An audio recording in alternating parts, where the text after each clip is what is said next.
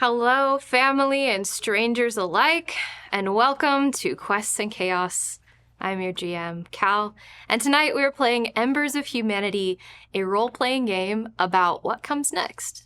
But first, some housekeeping. If you're watching us live on Twitch as we record, welcome, and if you're catching us later on YouTube, thank you. And please consider dropping us a like and a follow in whatever doable thing is around here.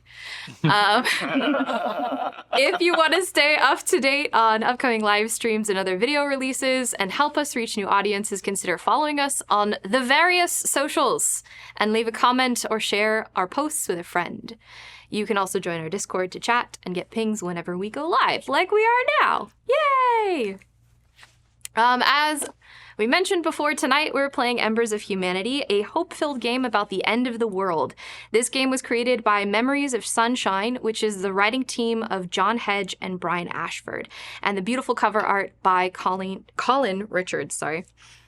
We are giving them a special shout out specifically because they're launching a Kickstarter any day now for a hardcover print run of Embers with updated rules, new commissioned art, and added settings. So if you enjoy this, please go follow and support them as well. They have a Discord. They have like all kinds of cool stuff happening. It's great. It's fun. It's cool. And Alondra just won a game jam. And it was a dope setting. So. Yeah.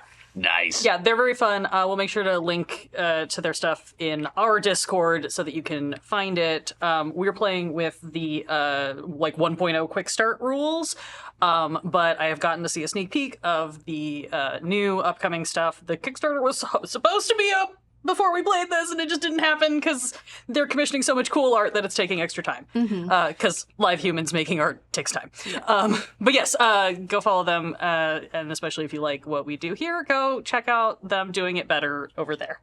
Yeah! Just because they wrote it, so they know it better. Yeah. We're new. I will try my best, but yes, it will be what it will be. Thank you to Jay Matthews for the 5 gifted subs. You're awesome. We appreciate you. And now Cal stops reading the walls of text that Alondra wrote and reads their own text to start the game. Yeah.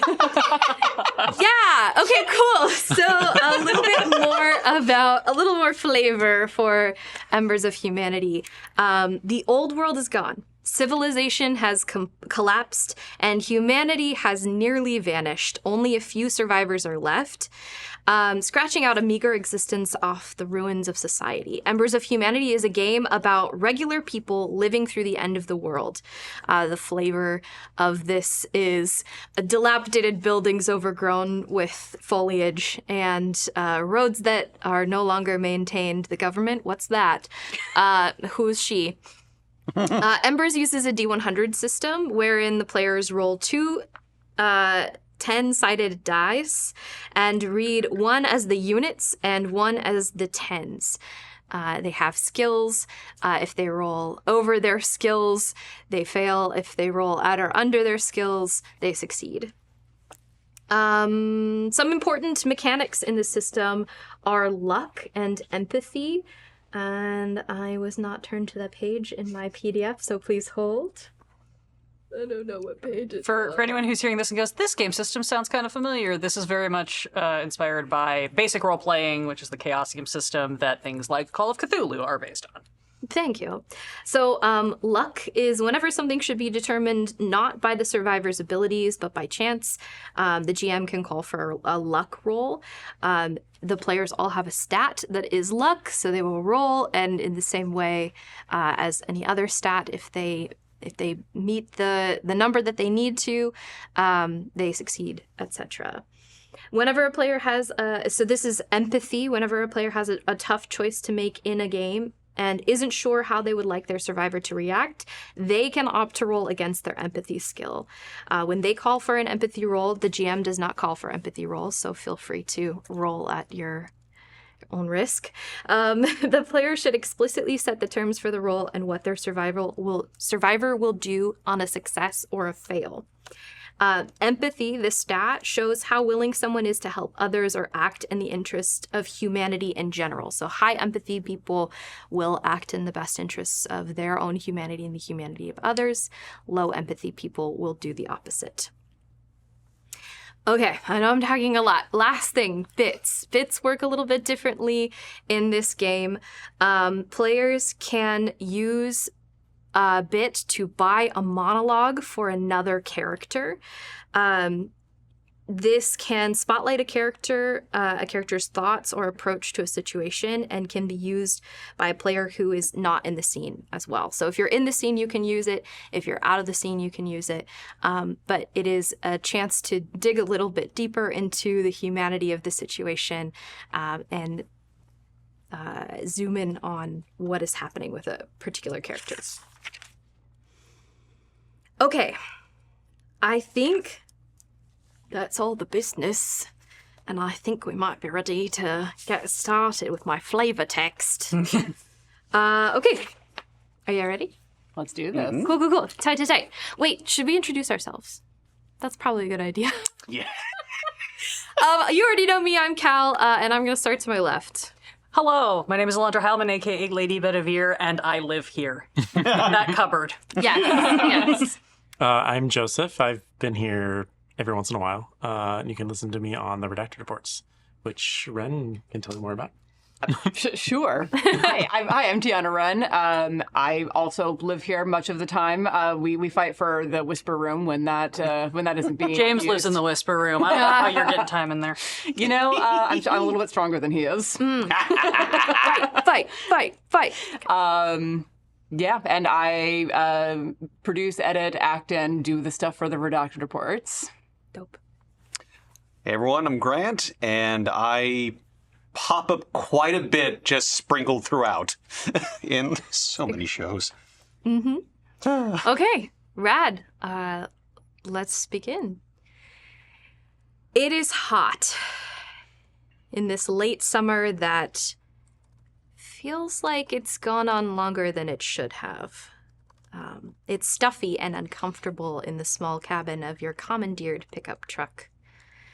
And for those riding in the bed of the truck, it's still hot, searingly hot. The asphalt highway rises and falls again on the mountainous road ahead of you. Looming trees tangle through the telephone wires along the road. Disused and encroaching on the highway are the branches of these trees. Like so many grasping and greedy arms reclaiming lost territory. Tall grasses obscure the view of the dense forest as it passes you at a moderate pace. The road is rough. 15 years of neglect has left it with potholes, fallen telephone poles, blown over trees, and the occasional shell of an abandoned vehicle left to rot.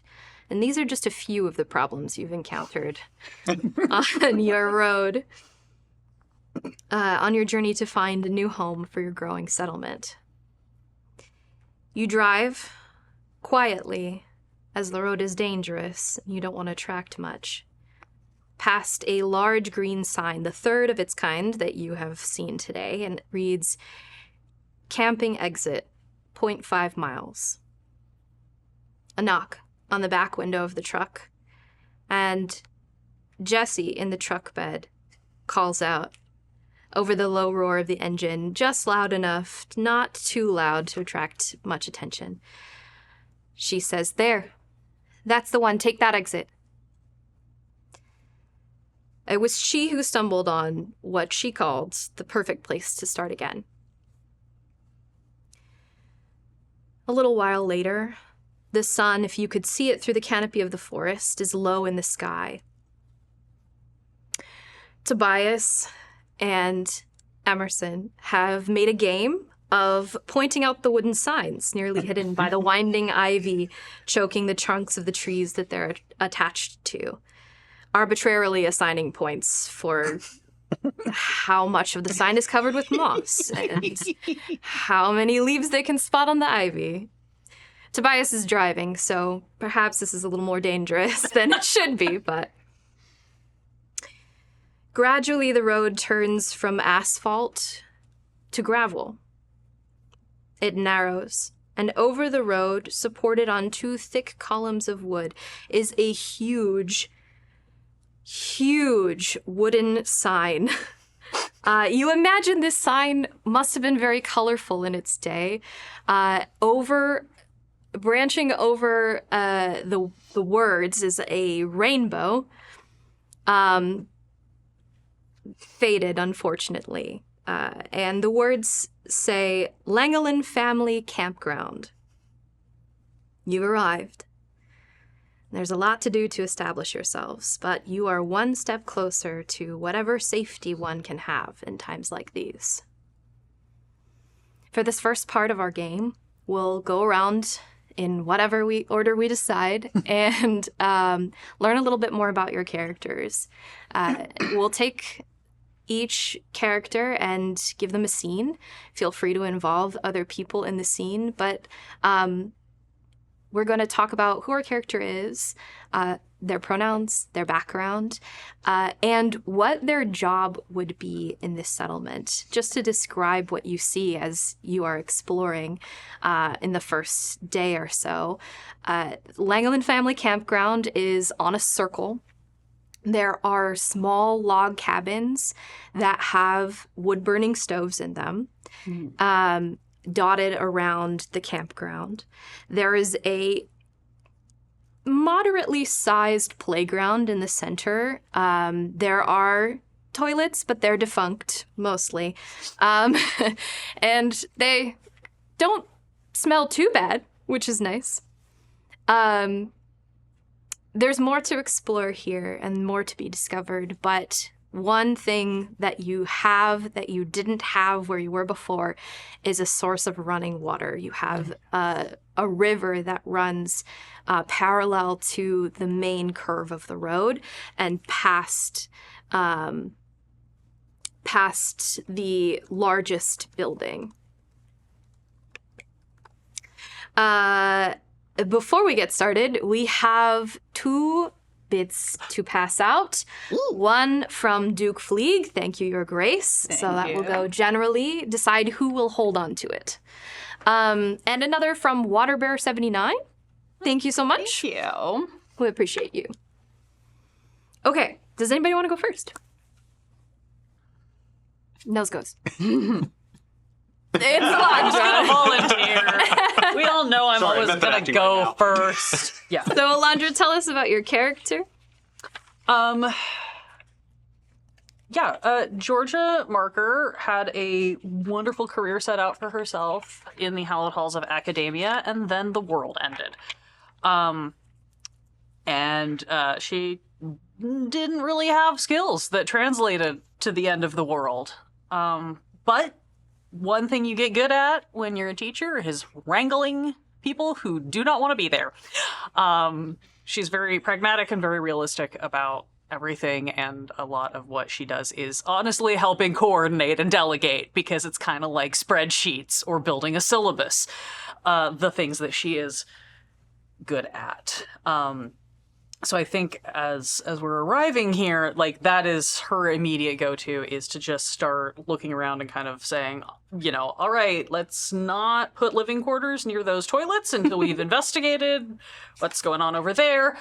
We've got water, that's great, and just sort of is doing the assessment, trying to figure out how things are going to lay out. This is a very solo endeavor, maybe because she's just more used to working on it alone, and maybe because nobody really wants to hang out with Georgia. She's not known for being a good time. Sure, okay. So getting the lay of the land, I guess. Yeah. Cool. Well, I think then you are kind of assessing the resources that you have here. It's a couple of days after you arrive, and there is a very large building at the end of the curve. So if the circle is like this and the main road is here, all the way in deepest into the camp is the largest building, and it has a sign on it. It says Camp Office, and the doors are locked. But you imagine there might be some interesting things in that office. Back in the before times, I remember a couple summers as a junior counselor, and there were always interesting things in the camp office, especially if stuff got confiscated. So Yes, absolutely. So it's a large building. There are a couple of entrances. The main entrance has it looks like a chain and then a padlock on the two. It's double doors, so on the Yeah, the full handles. handles, yeah. I was like, what is the word? Handles. Yeah. I mean, first things first, just walk around the building, see if there are any like windows that are maybe break-inable that might be easier to get through than that chain. See if there's a back door, and if that's maybe a little less carefully, get the assessment, but also just taking note of whatever barriers to entry there are and thinking back through. I know Tobias has tools in the truck, and I feel like he's good at repair, and conversely probably is good at unrepair, so maybe he can help me get into this building. Yeah. Once I've kind of figured out what the lay of things is. Sure. Okay, cool. So you walk around the building. There is a back door. The building is kind of built up because it's closer to the river. It's kind of built up above the foundation is raised To keep it above the water line when it's rainy season. Yeah, Sure, got it. yeah. So there's there's some stairs in the back, and there is a back door, but it looks like a front door, and it's not. Okay. It's not in the same position as the front doors of the camp office. Oh, It's on the opposite side. Okay. Yeah. Interesting. It has like one of those windows at the top that's a half circle. Oh, and yeah. has some stained glass in there, and yeah, it looks like somebody's front door. There are windows. Yeah. And they are breakable. Yeah. Great. I mean, I guess I'll try. I'll see if that back door, front door is locked. Yeah, you jiggle the handle and it moves, but if you try to push in, it won't budge. Okay. It seems like maybe there's a Like a deadbolt or Yeah. something. Okay. All right. Yeah, I think I'm gonna head back to wherever the rest of the group currently is, and I'm gonna grab Tobias and grab some tools. Because even if we just end up breaking a pane of glass in a window, I want to be able to, do it safely. Yeah, None of okay. this punching through with your bare hands or any of that. Yeah, so a couple of days from when you arrived, what would Tobias be doing? I think initially Tobias is just looking around the camp, seeing if there's anything dangerous that needs to not be immediately right there, that it can just be moved to like 100 yards, 200 yards away, Yeah. just so we don't have to deal with it right here. I think doing a little bit of scouting the immediate area, not going too far, just trying to fit in where he's needed. Okay. Yeah.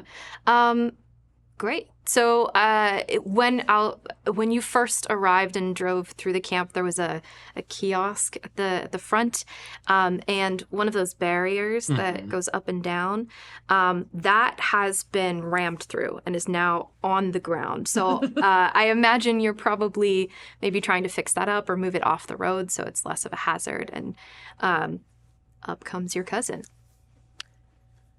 Hey, are you in the middle of something? Or I can finish up. What's going on?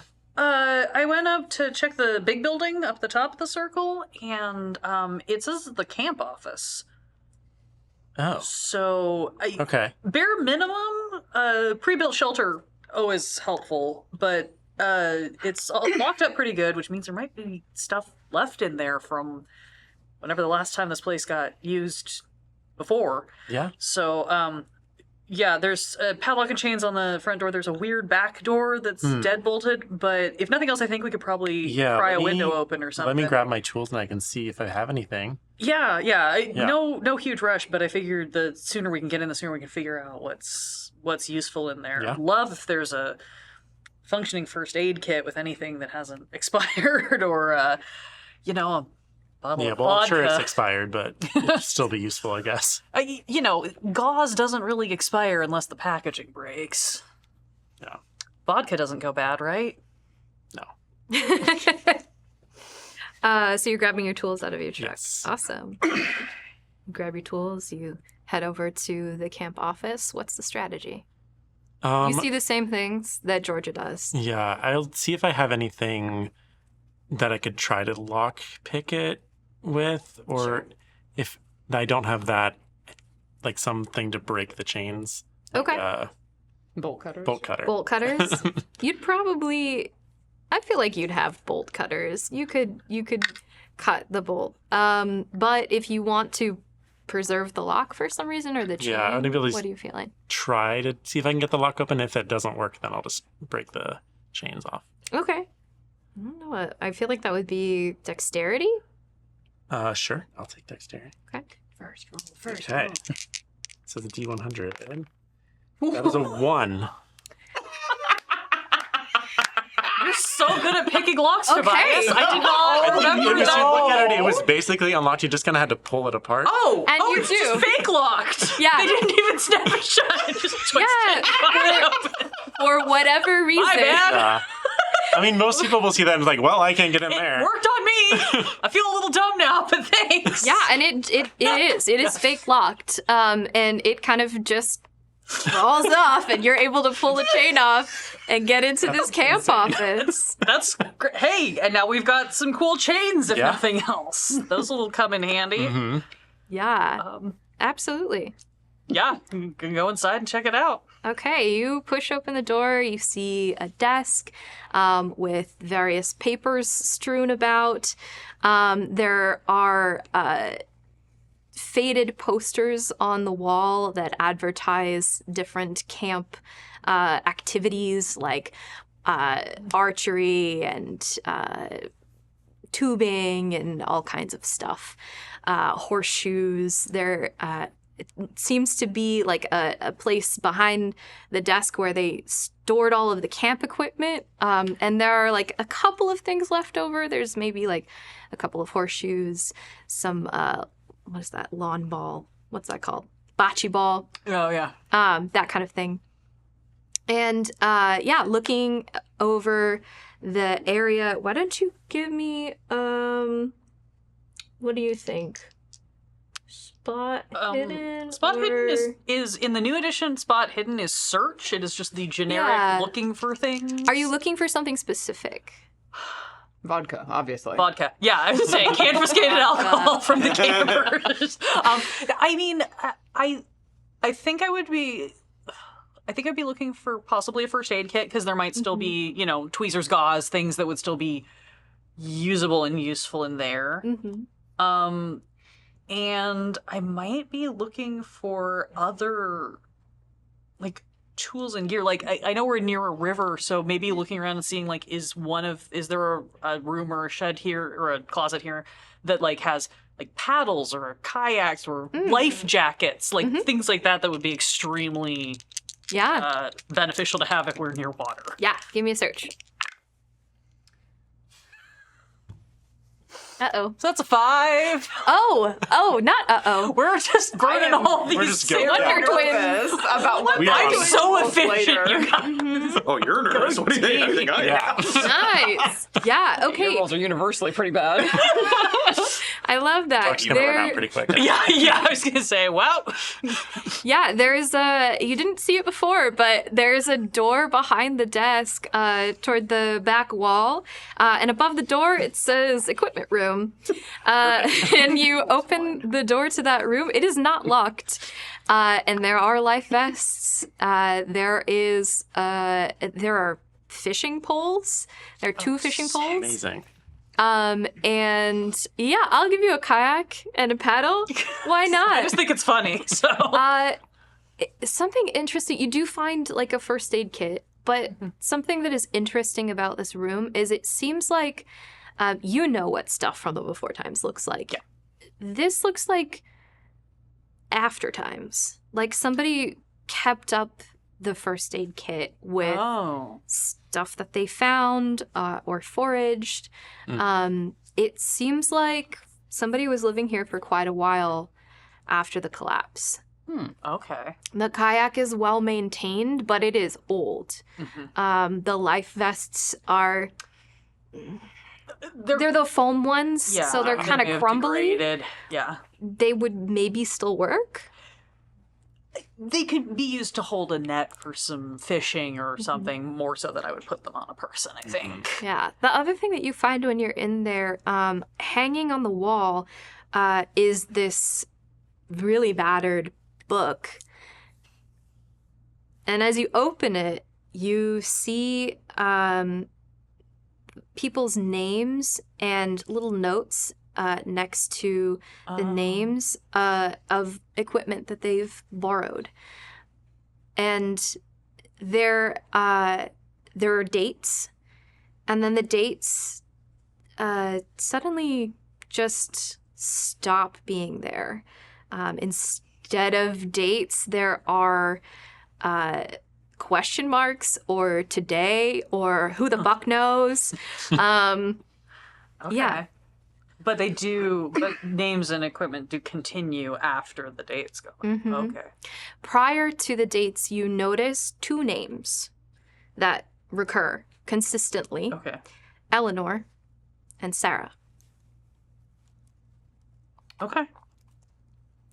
The other thing that you noticed back in the main camp office was you didn't see that door that looks like a front door.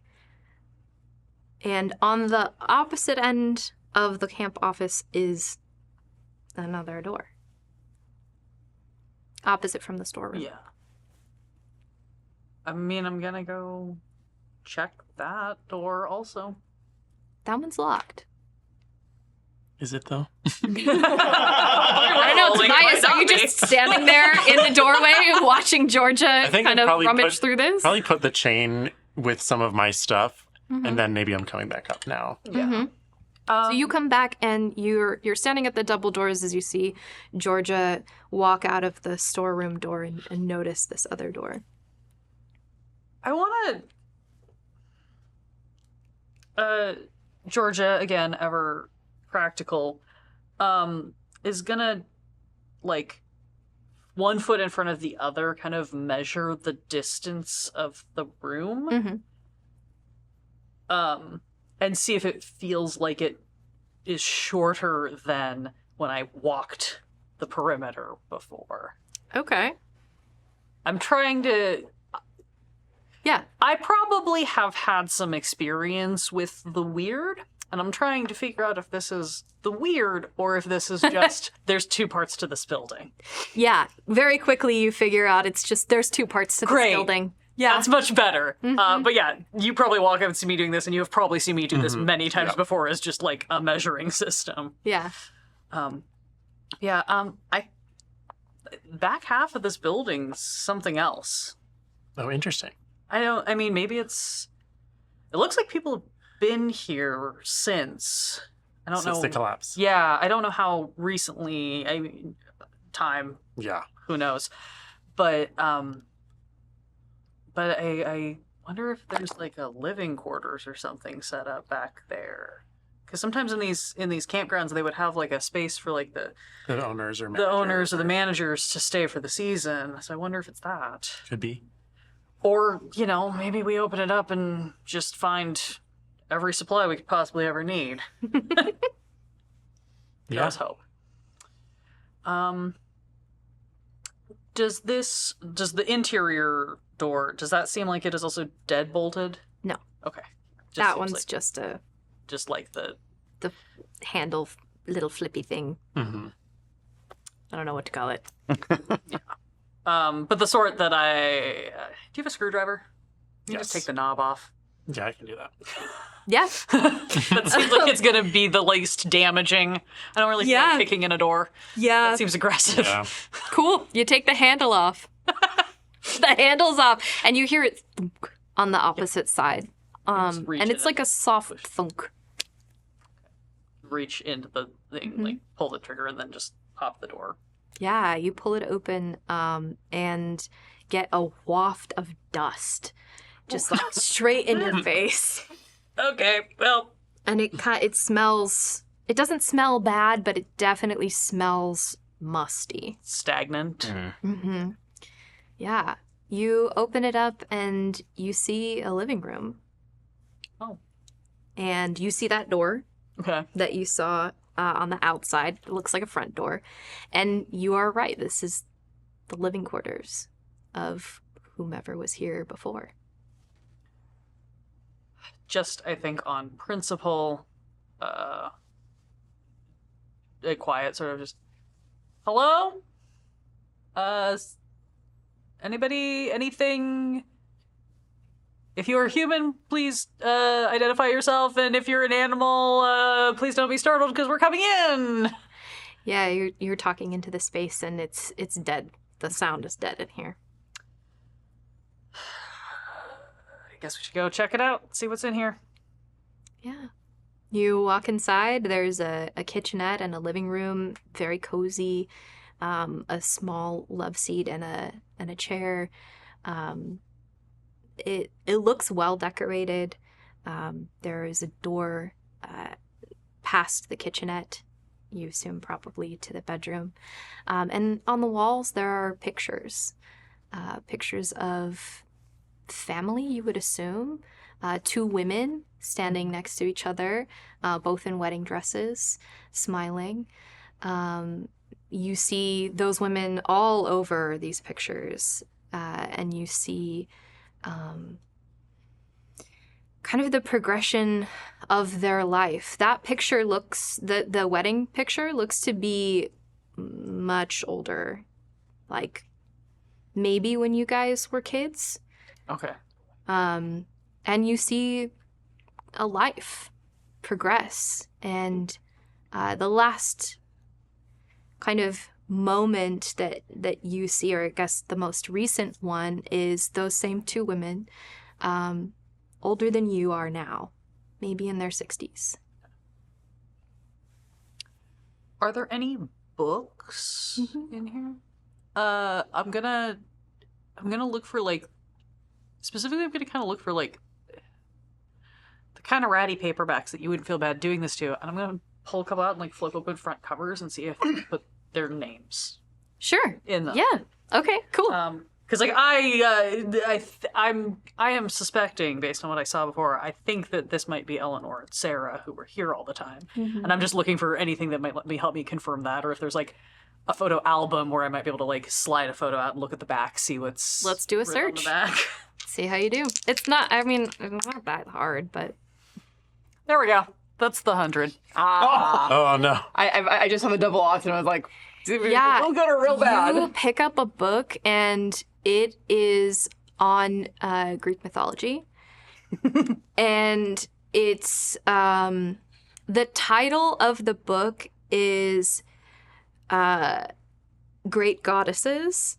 And you're flipping through and you're like, that's wrong. Yeah. That's just blatantly not accurate. I don't know how this guy kept getting published. And Everything sad. you're just kind of sucked into that that book for a bit. Yeah. Yeah. A red pen might have appeared magically from somewhere. Out of the bun in my hair. Yeah. Yeah. Yeah. Are you annotating? I don't think so, but I do think I start just kind of muttering to myself. I think it's an author that I recognize because I have written many. I had written many, like, rebuttal papers on him, but this is not a book that I have seen of it, and I was just like, wow, it's still bad. Like, he got worse. How did he get worse? I love that. It got to his head. So in your notes on your character sheet, you can say that you have a Great Goddess book that you are annotating by your academic rival. You also have that equipment that you found in the camp office, a first aid kit, and a kayak, 2 fishing poles, and paddles. A paddle for the kayak. And Tobias, you can say that you found a map for the campground. You can see all of the cabins, all the cabin names. You see that there is a pathway to a chapel that y'all have not found yet, and a picnic area. Okay. That's on the map. Let's turn to the side of the table. Does anybody want to go first? This will be a couple of weeks after we break into the camp office. So, Yeah, I guess I can go first. I guess Jack is kind of scrounging for supplies because you said the only running water is the river nearby, right? Mm-hmm. So Yep. I think what he'd be doing is Yay Campground is scrounging for things like charcoal, sand, and actually trying to make a makeshift water purifier. Ooh, fun. Yeah. Okay. So Cool. so he basically looks for like any kind of barrel or container he can use to like layer it all in. Yeah, how are you going about doing this? You have Tobias's map of the campground. There are several copies of the map, so you can all have a copy of the map if you would That's like. for everyone. That's for everyone. And it has, welcome visitor information and all that kind of jazz. So how are you going about trying to find these things? Are you just walking from cabin to cabin? Are you looking at a specific spot? I'm probably looking at specific spots because things like charcoal, that would be wherever they would contain like any like food supplies, things like that, I assume, because they use that predominantly for cooking, most likely. Mm-hmm. Yeah, each cabin has a fire pit in front of it as you're walking down the road and exploring the area. And there's wood burning stoves in each of the cabins as well. There is a picnic area on the map. And you can see under the description of the picnic area that there are charcoal grills at different spots among the picnic area. Would you like to go over there and check? Yes, I would. Okay, you're walking down the road, and it's a bit of a trek, not that far, but it's set apart from the campground. And there is you imagine this is probably like a place that folks could walk to reasonably from their cabin, but far enough away that they're not like right on top of each other. So why don't we do a search roll for you're looking for charcoal? Sounds good. Let's see if there is any leftover charcoal here. Which die am I feeling? Which die will hopefully not screw me over? Trick question. The answer is they all will. Don't worry, I already rolled the 100 for the game. Yeah. You've got so many other numbers you can pick. So close. What'd you get? 48. Oh, what's your skill? 40. Oh, dang it. Okay, well, tell me why this doesn't work. Unfortunately, as expected, a lot of the charcoal in those parts, they've already been used or burned. Yeah. So you're digging through the charcoal grills there and not finding anything. And kind of out of nowhere, you hear, what are you doing? It's your sister's voice. Just trying to set things up in camp. Yeah? It's the water purifier. Okay. Using, just sand, charcoal, those things just kind of... Sure. There's a river, and the river has sand. Yeah, that doesn't solve the charcoal problem, though. Yeah. That's true. I mean, can't we just make charcoal? I mean, we could, yeah. Been here long enough, we might as well try and... Burn something shit? to burn. Yep. She sounds really good right now. Burning shit? You okay there?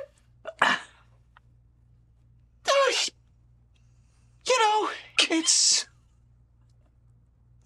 good way to get some stress out, just finding stupid things to Burn. destroy every now and then. Burning's one way. In all our years, I never thought you were a pyro. Not a pyro, just... Like to burn stuff. Okay, you get shit to burn, I'll go get sand. Yeah. Yeah? Okay. Okay. Big fire pit in the middle. I'll meet you there. Sounds good. Okay. She walks off to go collect some sand. You gotta find some shit to burn. Burn. Are you going by yourself to find things to burn? I'm actually gonna go try and find Emerson to help me. Okay. What's Emerson doing? It's 3 or 4 weeks after you arrive. So one of the first things that Emerson was working on was kind of scouting the area, not so much for once tents are put up for the people who don't want to use cabins or whatever, like once living situation has been established, walk around and look for signs of weird here, just to make sure that we're not setting up our new settlement on a nest of weird, whatever that might mean. Yeah, how does Emerson look for weird? Do they have an object or something? They're mostly because they grew up kind of backwoods, so looking around and looking where, you know, if shadows aren't right, or if you're looking at something and it seems to bend in a way that isn't natural, anything that doesn't fit with a campground that's been abandoned for probably not exactly 15 years, because I imagine that Georgia and Tobias has told us about Yeah. all of that. Yeah, it's definitely been used not so recently that the dust didn't have time to collect in that back room, but recently enough that... I will clarify that the camp office was not dusty, but Eleanor and Sarah's room was dusty. Okay, yeah. Yeah. I don't know how... I think I probably would have been working on trying to guesstimate how long it's been since someone was last here, but I don't know if I have an answer for that. That's fair. But generally get it and feeling out, is there anything that doesn't look like it belongs to a place that has been taken over by the wild in the last 5 to 7 years, maybe? Yeah. Okay. Cool. So you're coming off the road from the picnic area, and you see Emerson between the Howard and Johnson cabins, just kind of leaning to the side. Or however else you're looking. That's probably exactly right. Like there's a wind chime hanging off of the edge of one of the cabins, and just like tilting to look and be like, is it hanging true? Is gravity weird here? Mm-hmm. Think you're in a mystery spot or something? Jesus. You know, just want to make sure that we're not in a nest of weird. Things seem normal enough then? Or is there something... Things seem normal enough for now. I haven't gotten through the whole place, but... Yeah. A little too normal right now. That's what kind of worries me. But... What's up? Well, on top of making things a little bit more normal. Want to make a fire pit? Hell yeah. Let's burn some shit. Absolutely. I saw some a cache of what might be some old firewood off in a corner over there. We'll see if it's... I didn't go poke it, so it might be all bug-eaten, but it's worth a look. As long as we can make charcoal out of it, that's all that matters. Termites can have as much they want, as long as it just makes us something. A little bit of organic matter, and there might actually help. Okay, yeah. So the firewood pile that you're referring to is off the side of the camp office. And because it is so close to the river, I would like you to roll luck to see if it's dry enough. Okay. 67 on a 65. Oh, May I push the roll? Yes. I think you can do that to luck. I mean, it's generally a bad idea in Call of Cthulhu, but this isn't that. This isn't Call of Cthulhu. Okay. Cool. It says that there are luck points, but it doesn't tell me how many luck points you get.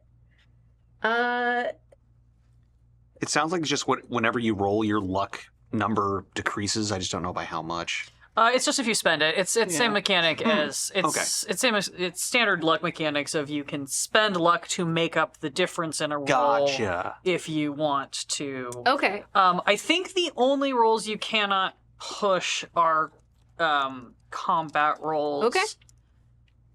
That is usually the case in Call of Cthulhu. You can't push combat, and you can't push certain types of eldritch fuckery. I mean... like rules as written. Yeah. So I believe you can push a luck roll. Okay, yeah, you can push it, but a consequence will occur. What is the consequence if this luck roll doesn't work out? That if I poke it, it is mush. Like it is wet and You would rotten. have to start all over. Yeah, again, it is beyond saving easily. It would probably have to be something that would be spread out in the sun and take several days to well, not even days. It'll be like wet. Okay. And take like weeks to dry out properly. Okay, go for it. 9. All right, cool. This is dry as a bone. And you imagine there's enough of it that you could make a proper filter, even when it's all burnt down. But yeah. Awesome.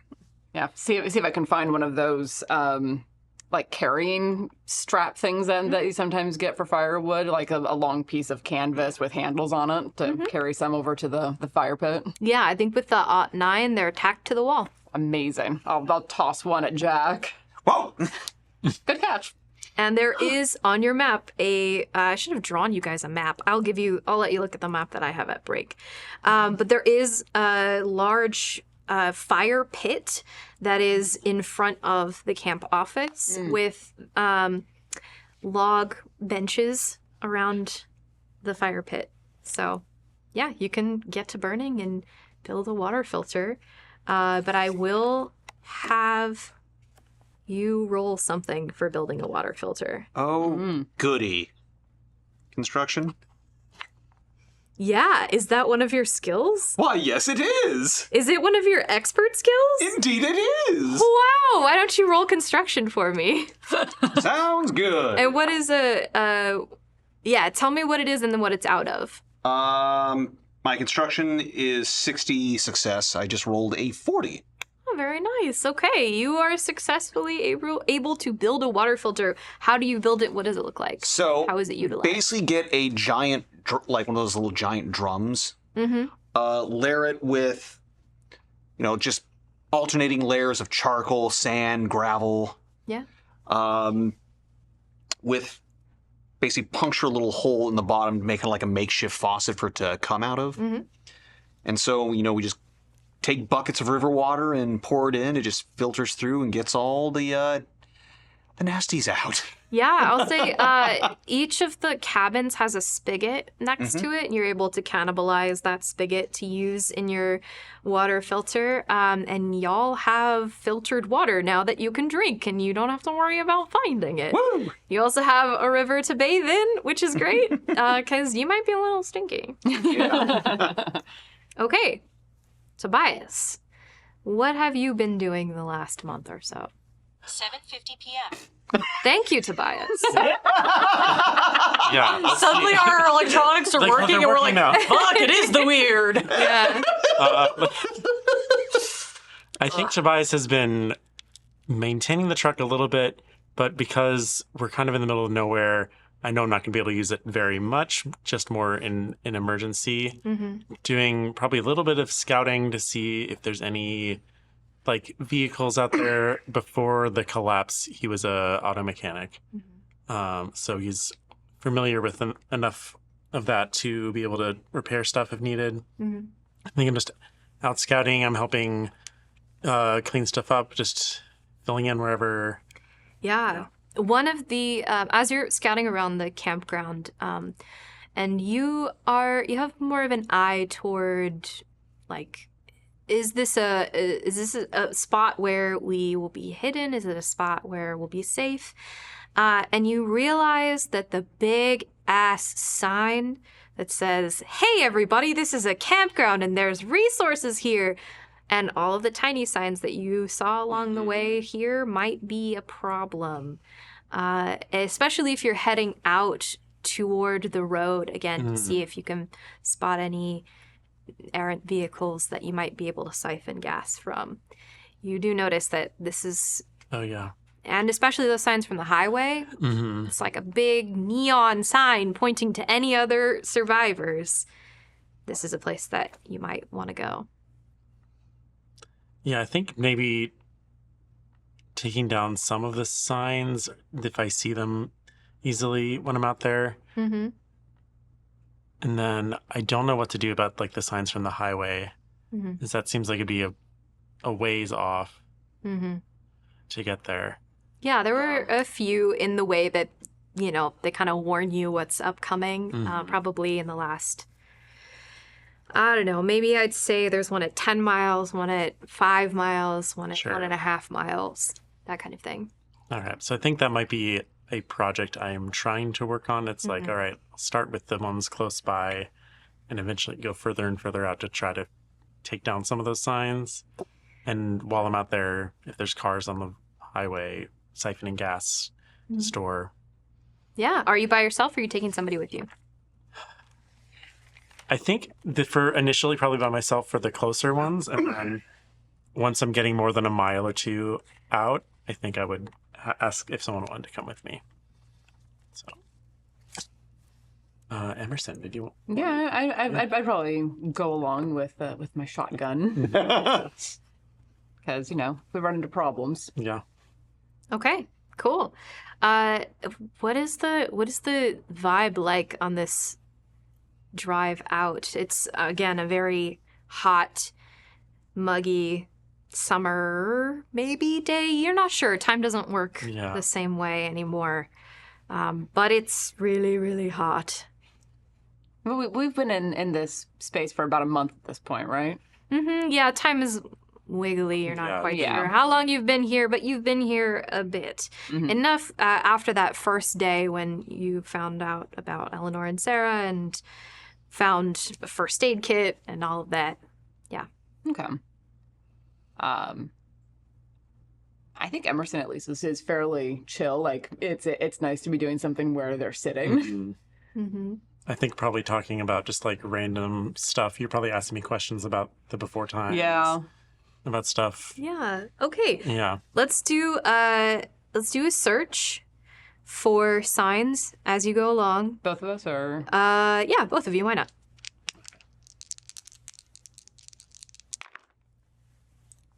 Uh, 32 out of 40. Okay. 86 out of 60. I think that's par for the course. You're driving, you're paying attention to the road, and every once in a while you'll spot a sign, Emerson. You'll stop, figure out what you want to do with it, take it down. I mean, he's got all the tools, so I imagine Yeah, things like I think that Emerson's goal at least would be to try and like break it down into usable firewood if it's the wooden signs. Yeah, and then if it's not, at least for now, throwing it in the back of in the pickup, just to move it closer, and we can, if you have like a trash pile somewhere. Yeah. Yeah. And later when we get out to like those green signs, Bring one back for a beer pong table. None of you guys are old enough to know about beer pong. Shit. You'll have to teach them. Yeah. There's various recreational equipment. and there's about to be more. Yeah. So you're on the gravel road, and you are taking down a sign, and you're both outside the truck, and you hear this like crackle coming from inside the truck, and music. What song do you hear that you recognize? Yeah, you're familiar I with? think it's an old pop song. Okay. So, let's see. Trying to think of what would a good one. I think it's Chapel Rowan. Okay. Yeah. So you hear the sweet, sweet sounds of Chapel Rowan coming from the stereo in the truck for a moment. And the lights are flashing on the inside of the truck and the headlights are blinking. And then as soon as it started, it stops. That was weird. Did you hear that? Oh yeah.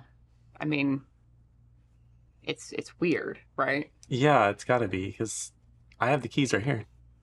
It's not like they're... I mean, more to the point, that stuff doesn't work anymore. Yeah.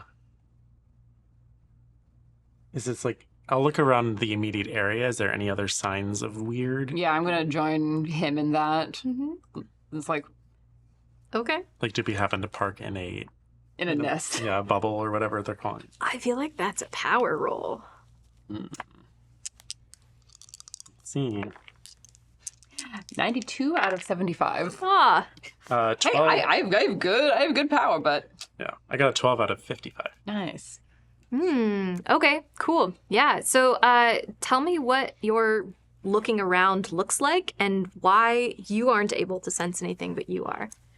I think I'm looking at where the car is parked, where the truck is parked. See like how much like into the ground, like if it's made a dent in the road, like if it's gravel, Okay. if there's like a path, if it's like more than usual or less than usual, just something different about the car, if I'm getting on it, or just something different about how it's running, thinking back to when we parked, if there was anything weird about it. Yeah. Okay. And I think I'm really distracted by the like 7 notes of music that I heard because Emerson's quite young. Emerson was about 7 when the collapse happened. So music wasn't really, I mean, besides like children's music, but music has never really been, at least not this kind of music. Because, you know, people have guitars and things like that. you've come across many a survivor that shared a song or two. 100%, but not something where it's like, this is a produced song. So I think that they are very distracted by the like 7 notes or so that are just playing over and over again in their head. Yeah. Okay. Cool. So you're examining the car, you're examining the road. And it's nothing about the car or the road that strikes you, but you feel, now that you're attuned to it, you're paying attention to it, you feel this kind of like wave. Not physical, not like a breeze. It's more inside your body. It passes through you in a way. And the radio just crackles a little bit again. You get a couple more notes and then it goes out. But it feels more like something passing you rather than something that you're So in. it's not like a static place. It's something that was moving past us. Yeah. Okay. I will communicate that. And then... Seems like it's... You take a moment or two. It doesn't happen again. Yeah. I'm just wondering if there's a source of weird nearby that it's emanating from. Could be. It's going to be hard to tell which direction it's coming from Yeah. without more scientific, like, all right, let's put this one here and this one here. Once we hear it here and then here, but don't really have time for that. I guess I'll have to just... Yeah, we don't have time for that. Well, we don't have time for that right now. Maybe That's something a we can maybe work on. later project. Yeah. Okay. You hop in the car. You head toward the highway. All right. You're driving down the road. Are you driving down the road that you came on or the opposite side of the highway? I think depending on what's clear, if the road on the opposite side is clear, like the correct side, I probably would just take that one. But if it's not, I would just go with the road that we took. I will say you're not sure because you weren't driving That's that way. true. You don't In that know. case, I would just take the road we took. Okay. Because I don't want to spend a lot of time moving stuff out of the way. Yeah. Because I know the side that we took is mostly clear. Yeah. Okay. I think I want to have you roll something to successfully wrestle these metal signs off of their... They're quite large. So I feel like that might be strength. Yeah, I could do that. Can I give him a like the help action of sorts? Yeah. How do we help people in this type of game? I don't know. Generally, it's giving them advantage, so giving them another 10s die. Bonus But die. I don't know if that's Yeah. the case Yeah, it'd be a in this bonus. one. Yeah. Die. Let's do that. I don't remember reading anything about I that. So. know that I have played this before with a help mechanic, and I don't remember what we did. I think it was a bonus die.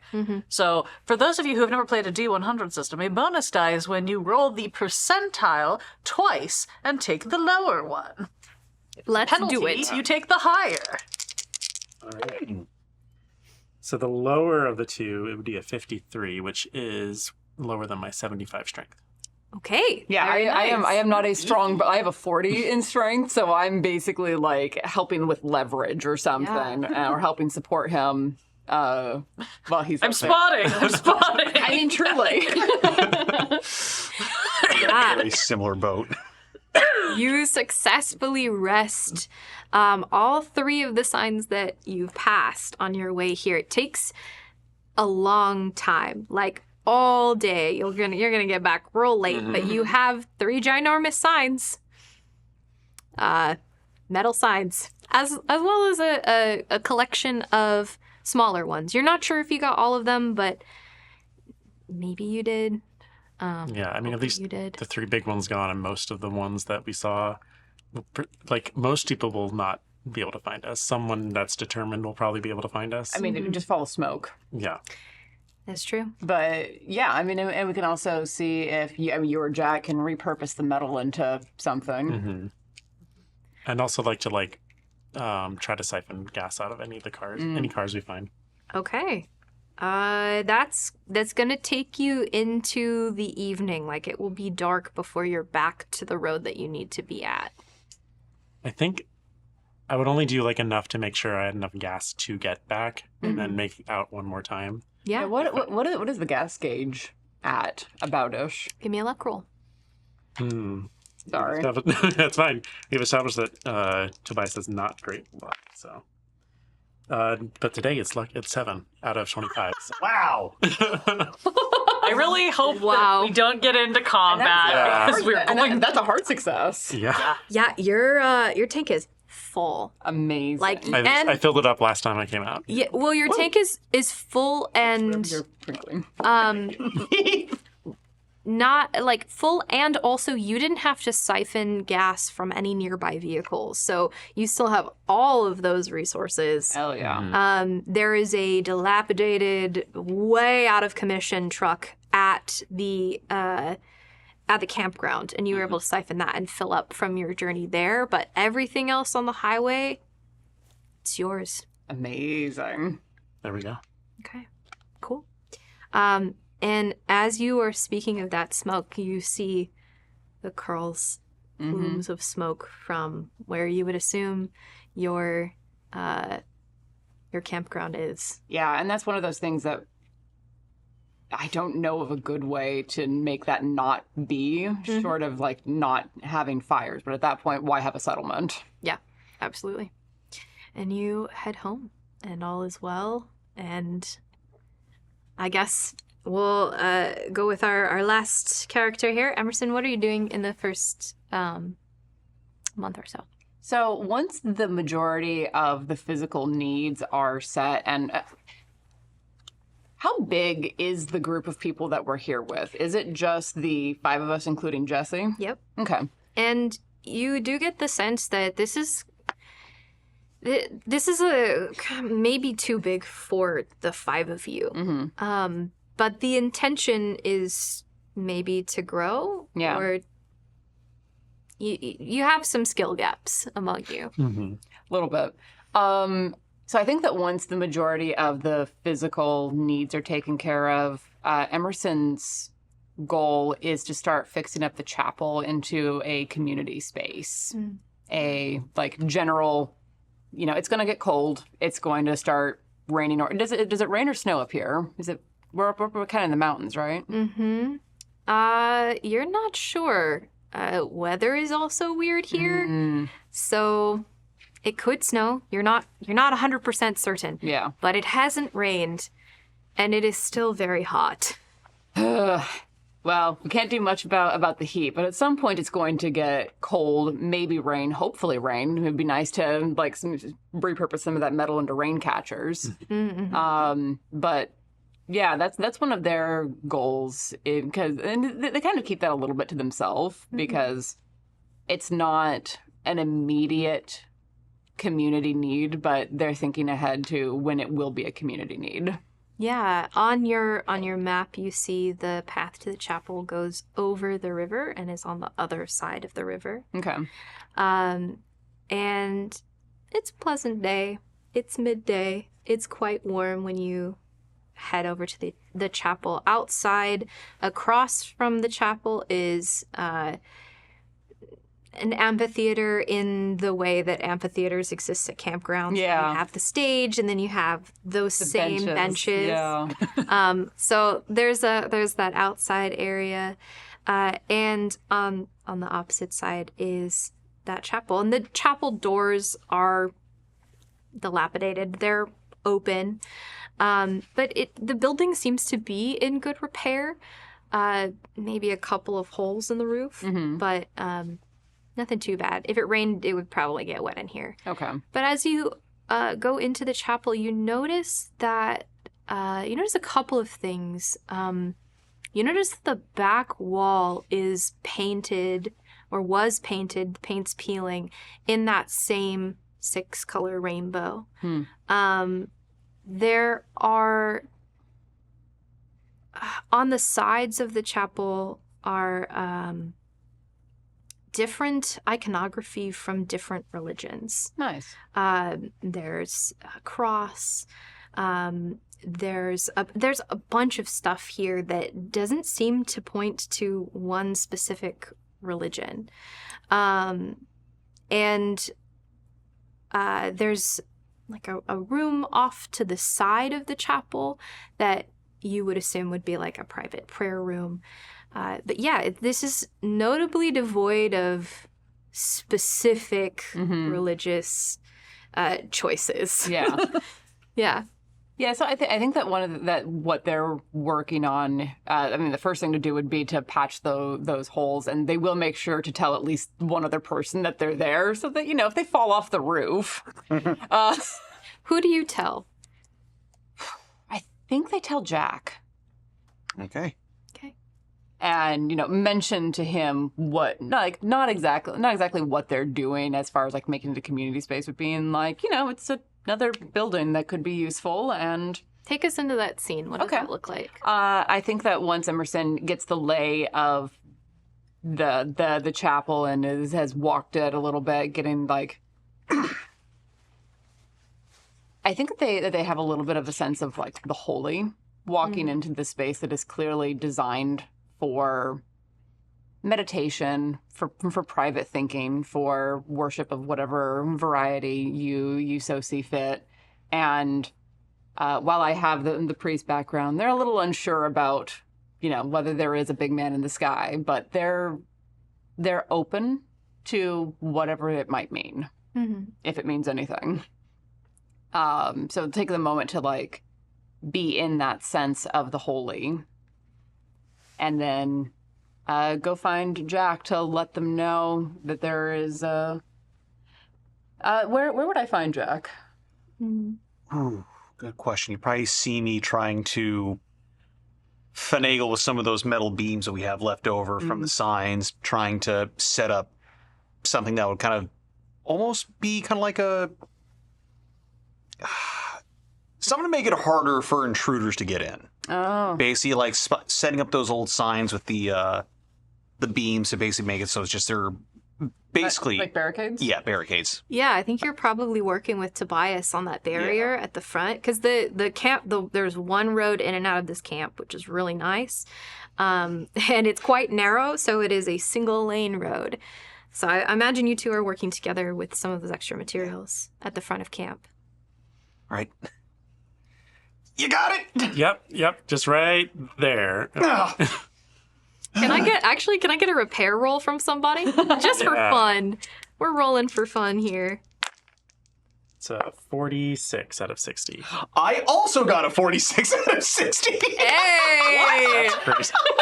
Wow. Okay. The repair twin. That is beautiful. I love that very much. I literally had a double take one because I was looking over at your dice and hearing him read off his. Yeah. Okay. Cool. So I'm actually gonna say we have a couple of things. We've got like those beams that hold up the sign. You have attached them to the barrier so it looks like a gate. Tell me what other materials you're using and what this looks like. I'm imagining it as like a barrier that from this side we can easily remove it so I can get the truck out, or we can like get through on foot pretty easily. And then from the other side, it's difficult to see how to open it unless you know where to actually like lift to get enough leverage to open it. Yeah. But something where like a kind of like a gate armor. I was gonna say, I wonder if in some of the cabins there might have been like maybe we found like an old like metal bunk bed frame that we could absolutely. pillage the posts, because what I'm thinking is creating that like almost like a swingable situation. Yeah. And we can use the chain and the lock we can use the chain to sort of tighten it down, make it only accessible from the one side, and then use the posts from the bunk bed to give it the ability to kind of swing using the existing knocked down structure and then the supplemental material. As well as kind of, Yeah. I forget the term for basically like just the The barricade, the barrier. I don't know what it's called, but yeah. What I'm picturing is that instead of lifting up and down, because that's a lot of leverage, it's Yeah. the kind that swings open Yeah. and Yeah. shut. Close, yeah. But we've got it so that it only pivots On and one. locks like in the one direction, so we can push it out. And then if we lock it down, somebody Yeah. would have to drive through. Yeah, and if one of those bunk beds has like wheels on the bottom or whatever, you could probably jury rig. Yeah, whatever you want it to look like with the twin 46s, I'll give it to you. And the woods are dense enough on either side that like no one could really easily get around it with a vehicle. Like they could walk around it, but That gives us more time to hear them coming yeah. and not be surprised. Yeah, absolutely. So you see them complete this excellent gate. Wow, that looks great. Yeah. Good job. I just wanted to let people know I'm gonna, you know, that building back in the backwoods, The chapel. the chapel. Yeah, yeah. I'm gonna be working on some stuff there. I figured someone should know that I'm back there, so if I don't show up to dinner, you know that I'm probably back there with a broken leg or something. Do you need any help with that or anything? Probably. There's some holes in the roof and stuff like that, but you know, I don't want to pull away from this kind of I'll important finish work. up here. We're basically done. I just need to put the last couple touches if you want to go help out. Sure, no I problem. appreciate that. All right, let's see what we can do. Catch your breath. Make sure you drink some water on the way through, yeah? Yeah, at least we have plenty of that now. Yeah. And head back over towards the chapel, making a pass by the water filtration spigot to like grab mugs of water. Yeah, cool. As you're passing, you see Jesse sitting in that circle, the campfire circle, messing with some what looks like traps, animal traps of some kind. Probably going to catch you some food at some point. And you pass by her doing that and head toward the chapel. There is a roof. You have to get on the roof somehow. How are you doing that? I mean, first I'm going to look for any kind of like a ladder or anything of that nature. And Okay. I would say that would probably be back at the camp office if there was one. So go ahead and roll a luck roll to see if I'm going to say there is a ladder and whether or not it is broken is determined by this luck roll. fair enough. 42 out of 65. Okay. It's not broken that you can see. Oh, good. So it's a metal ladder. It's a little rusty, but it looks sturdy. Yeah, and I'll like try my like reach up and like pull on the various rungs to make sure that it's not going to just like immediately collapse when I put weight on it. Yeah, it's loud, but it's steady. Each step is a big. It's squeaky. Jack's down there just wincing with each one. Just didn't think the gate would be less rusty than this. And you guys are kind of in a valley, so it echoes a little bit, Ooh, don't love that. but not egregiously. Well, yeah, but I think that we're all a little sensitive to noise. Yeah. But you're able to use the ladder. You lean it up against the side of the church. Yeah. You're going in that way, or you're going in from the inside? I think go up from the outside just to get the sense of it. Like, you know, test weight on the roof before fully stepping. Yeah. All right. Give me a repair. I'm bad at that. Woohoo! I love when people do things they're bad at.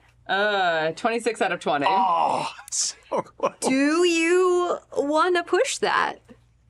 It's not, just for funsies. Just for funsies, and not something that might get my leg broken if I don't. I didn't say your Spend leg 6 would get points of luck. broken. I could Yeah. spend 6 points totally of luck. That's quite a bit of luck. That is a lot of luck. It's one session. I was gonna say I've done more luck for dumber reasons. It's true. It's a one shot. It's so true. Drive them like I stole For them. now. Technically, we did steal. None of those cars are ours. I'll push it. I'll give it a shot. okay. Nope, it's worse. 66 out of 20. Whew. Okay, great. Cool. Tight. So, you're on the roof, and you've got your makeshift shingle, and you've got your hammer that you've borrowed. Oh no. And, you are... I just remember you're on the roof, and now you're off the roof. Yeah, actually, you're on the roof, and thankfully you're not too deep into the toward the peak of the roof. Mm-hmm. You're a little bit more toward the wall, but you go through the roof, Oh, and you make the hole bigger. good. You are not injured, but the hole is. You can see the sky now. Oh, wow. Yeah. If we had some glass, we could make a nice viewing window. You just see Emerson disappear. Emerson? And you hear a large, crash. Oh shit, are you okay? And just lay there kind of stunned. Did I land on or around any of the, benches, or am I on the floor? Just for shits, because I think it's funny, you land literally on a pew. You're bunk on a pew, and you're sat there. Ow. Yep, on your butt. Your butt will hurt for a little bit. Yeah, because those pads are never very That's a thick. bruised tailbone. The pads are gone after this much time. Nope. Good. Ow. Looks around. Is God working with you or against you? I don't. Mysterious. Sorry. Could not begin to tell you. I know I don't have a bit, but I want a monologue. I want a monologue from Emerson. When you hear that question, is God with you or against you? I'll turn the bit. Yeah! I support this. Tell me about what's going on with Emerson in that moment. I mean, first is just pain. Because, ow, bruised tailbone is never pleasant. But I hear that question, and it penetrates through the pain and gets a little contemplative, I think. And there's a flashback in Emerson's mind as, they were quite young when the collapse happened, and their father was the local clergy. They weren't old enough to know of what, but and they would actually ask that sometimes. With everything happening, is God with us or not? Which, of course, leads to the next obvious question, is there a God? And if so, gestures at the world, what the actual fuck? They did get their mouth washed out with soap the first time they asked that. They don't know. I don't know. And I think that that's kind of what Emerson says out loud. Maybe so quietly that Jack only kind of hears. I have no idea. And then considers, but whether or not he, she, they is, we are.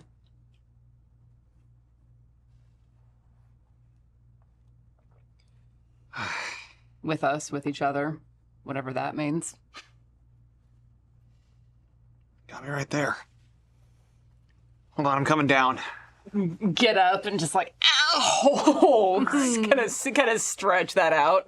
You hear a couple snap, crackle, pops in the lower back as they stretch. Oh, jeez. Ooh, ow. Okay, well, the roof might be more rotten than we thought. Yeah, let's go with that.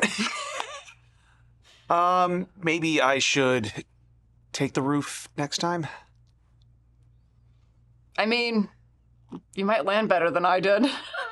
Not with my rotten luck. Fair enough. All right, just take it easy for now. Can you still at least walk okay? I will try it out. It's definitely limping a little bit, but I mean, it's no worse than that time I went tumbling out of a tree when I was a kid. I guess. Yes. What happened? Look, when you're smaller, you bounce. I don't bounce as much anymore. Not wrong. About the bouncing part, I mean, not the. I'm gonna shut up now. Look, I know you're younger than me, for whatever that's worth. By years. What is time? We are so much younger than the other two, so. Well, the chapel now has a bigger hole than maybe you want it to. Yeah. But Your that butt is- hurts. Yeah. That is an ongoing project for another day. Yeah. As you are leaving the chapel, you start to hear like a croaking, chirruping sound coming from the river as the sun goes down. And as you walk on back to camp and the sun sets, that chirruping, croaking sound is joined by tons and tons of other chirruping, croaking sounds, and you recognize these as frogs of some kind, and they are extremely loud. Just like you gotta talk a little bit loud to talk over them loud. And you didn't notice them before, but it has been cooling off a little bit lately. It's evening out. It's not like, oh wow, isn't this nice? But it's hotter than a bajillion degrees. And you imagine that maybe this might be a sleeping problem that might need to be solved later. Do we think they're edible? You can try once. This is a conversation that's happening around the campfire We're sitting around the in campfire. the evening Yeah. as you're trying to talk to each other about the days that you've had.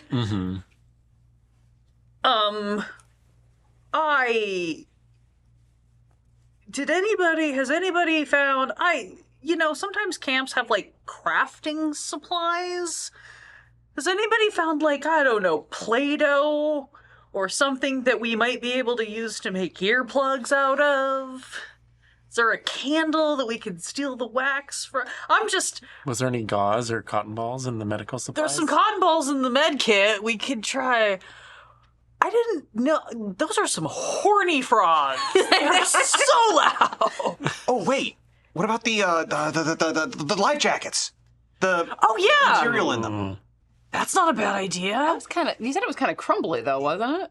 Well, yeah, because It'll work for it's foam, but tonight, it's maybe. degraded. They're not going to be super great for keeping anything afloat, but if we need to stuff something in our ears. Well, there might be candles at the chapel. I didn't check that back room. How many bullets do you have? How many frogs do we think there are? Too many frogs Thousands. for all of the. Great, just, considering our options. I mean, I just Look, I wasn't sure where that question was going. Neither was I when I started it. Not gonna lie. I mean, now we have a bit more light to look for candles. Yeah. In that silence, above the noise of the frogs, you hear a collection of human voices echoing in the valley. You cannot pinpoint where from. Not close to you, far away, but still in your vicinity. Their voices are at different pitches, but they all rise higher and then fall and stop suddenly. Kind of like a siren. You hear this happen a couple of different times. Do you know the Doppler effect? No, like... Yeah, the Doppler effect. Where it's, More like a vocal warm-up. Oh, gotcha. Sorry, I was thinking the one where it's No, like I something, mean, as it gets closer, the pitch I rises, mean, it you're gets further away. Right, Yeah, yeah, but... Pitch It'd be the lowers. same way. You are correct, but it is Yeah. it is like akin to a vocal warm-up. Okay. Yeah. I wonder as Tobias and I look at each other if it's similar to what we experienced with the radio turning on. A symptom of weird. Do I see like the truck lights moving at all? You know, not everything is weird. Sometimes there's just other people who are trying to survive the same as we are. Maybe they're trying to do something with the frogs. What, sing them to Tame sleep? Sing them to sleep. Maybe they're trying to get a piece of heart. The truck lights are not doing Okay. anything weird. Yeah. You know, in the olden days, like the mythical times that I studied before we were living in mythical times, you know, sometimes, like, there were really strange kind of, like, cults, not like we talk about cults now, but, like, you know, groups of people that adhered to specific philosophies or ideologies, and some of those were based around animals. Maybe we just accidentally stumbled upon the Valley of the Frog Gods or something. Valley of the Frog. Georgia just, like, can only try to frame things in academic terms because otherwise literally her brain is going to explode. This is the only way she has survived for all these years, is to try to just translate things through her academia. Yeah. Emerson's gonna go retrieve their shotgun. They don't think they're going to have to use it, but better to have and not need. Yeah. I had a stuffed rabbit when I was a kid. Same thing. Just felt better when I was holding it. It's my emotional support shotgun. Is anybody staying in the... This is not load bearing. Is anybody staying in the camp office? Has anybody set up their space in the camp office? Or is everybody staying in cabins? I think I've found a cabin that's like closer to the entrance gate, but not the main office. Yes, you're in the Kahlo cabin. I'd probably be in a cabin as well. Yeah, I think I'd be in a cabin that's once I sussed out the chapel, I would have aimed to be in that direction. Yeah, cool. You're gonna be in the king cabin. Ah. You and Jesse are sharing the Johnson cabin over near the picnic area. Okay. I might be staying in the office. If nobody had a problem with that, I'm gonna be real. Georgia's the oldest of this group, and it is Makes sense. It is well. It's like it is a a more comfortable bed. Well, it's like it's an older old than my actual age because of everything we've been through. I might have just been like, "Hey guys, like, is this too weird?" I might be sleeping on the couch because it might feel a little weird to sleep in someone else's bed without really knowing what's up. But I think I might be staying actually up in the office. Yeah. And I think the front part I have suggested that we use because we have the ability to lock this space. I think maybe we're using the front part as like a staging area for more of our like in the Administrative. event of something that like going wrong, like we're storing a lot of our supplies in there because we could kind of lock it down and barricade it if we needed to defend against a nefarious problem. Yeah. So- Okay. So you walk back to your cabin to retrieve your shotgun, and the stars are bright. It is a cloudless, warm night, and the moon is also bright in the sky. If you are a person who has paid attention to moon phases at all in your life, you know that they are not consistent. Yeah. But it's bright. It's a waxing gibbous. And you grab your shotgun and you hear that same high keening and falling off. The keening and falling off. And you walk back toward the campfire and you see the column of smoke rising from the fire. Yep. And you look at your fellow survivors. I think that's where we're going to take a break. All right. So stick with us. Come on back for part 2, where things may happen. And we'll be back. Thank you, friends. Welcome back, everybody. And we are back with Embers of Humanity. That was such a perfect depiction of the age spread in this player. Ah, yes, indeed. Which is so funny because I think I'm the oldest in here. If I'm not, you Oh, I are. just meant for the character. Oh yeah, The character is funny. fun. Yeah. Because I'm 37. No, I am the oldest. Well, before break, we found a new camp, the Legoland Family Campground, and we've begun to set up what will maybe be your permanent home here, although it is quite big, and there are only 5 of you, and there are some problems. There are some excessively loud wildlife. Maybe some kind of weird cult in the woods that like to keen at night. Non-sexually. I don't know. Actually, who knows? We don't know. The frogs are horny. The people might be too. That's the magic of cults. And you imagine Damn it, it's a sex cult. And you imagine that at some point when winter comes, if winter comes, the river might be a problem. But for now, you're eking by your existence at this dilapidated campground. And it has been about a month and a half since you settled here. Some things have been fixed. The gate to the campground has been judged so that it is much more fortifiable. Although there's no barrier around the campground as a whole that would disallow people from walking through the camp, the woods are as such that it would be very difficult to get a vehicle anywhere through here that's not the main road.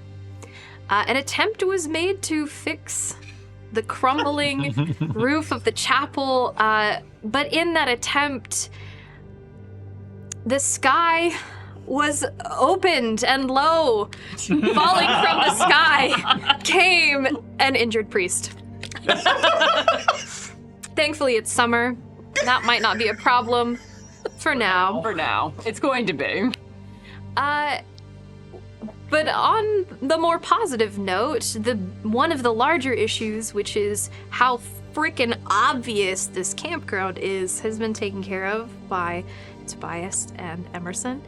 And we have a source of water that is now purifiable, thanks to Jack, and to some extent, Jesse. Yeah,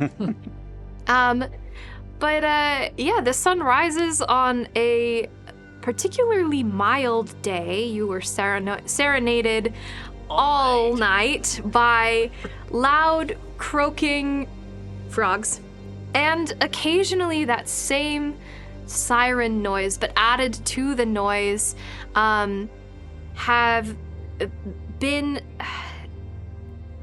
other sounds, other human sounds, other melodic human sounds. And last night in particular, you heard those same 7 or 8 notes that you heard in the from the car radio. And although you aren't able to pinpoint the location of these human noises, you have been able to hear that they are getting closer to you. The sun is shining, the tank is clean, and you rise. What's everybody doing?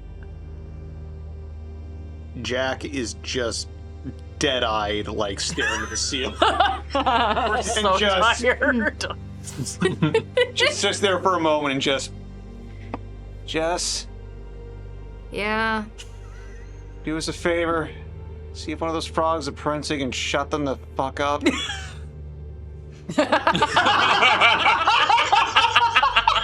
Jess, are you on the top bunk or the bottom bunk? I'm on the bottom bunk. Yep.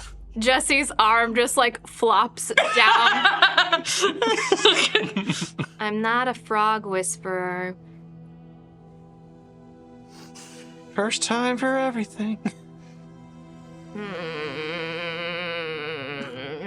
And they hop down off the bed. What do you want me to do?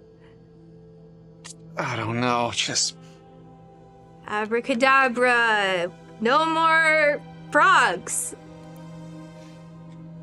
I mean, magic. I don't know. See if maybe whatever cult singing kissed them all and shut them up too. I don't know. Something. Just. Do I look like a princess? What does Jessie look like? Ooh. She has much more of a. I can't think of a better way to say it, like ready for business look like. You know, she's got slightly lighter hair than Jack. Pretty long, tied back.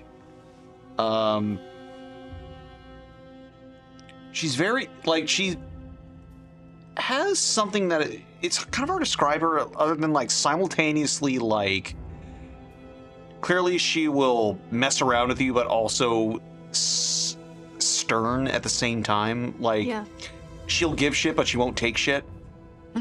Is she older or younger than Jack? She's 5 years older. Okay. So she was 10 Yeah. at the time of the collapse. Mm-hmm. Okay. Why don't you go kiss them? Because I sure as hell can't figure how to shut them up. They're not my type, and I don't think I'm their type either anyway. Thank God. Well, we need to eat. And she'll burst out of the cabin and shout across the campground, "Breakfast in an hour!" Hour. Echoes. I'm gonna go ahead and introduce this new backstory lore drop that I came up with because I think it fills a fun gap and also opens up some terrible opportunities for horrible things to happen. Amazing. Through most of my undergrad and the first of my graduate degrees, I dated a girl who was super into foraging. Okay. And sure. while that was not my thing, I did indulge her on many a weekend trek out into the a lot of it was more urban foraging. I came from a city center area. We were at a college together. And so it was it's the oh, those trees that they plant in the medians are actually you can harvest the flowers and make them into syrup. But I think I have retained some amount of that. Yeah. As far as knowing a baseline amount of those mushrooms are in fact edible and I am confident in this fact, or I'll bet those leaves could be used to make salve. And so I think when I hear, I think I'm laying on the couch also staring at the ceiling,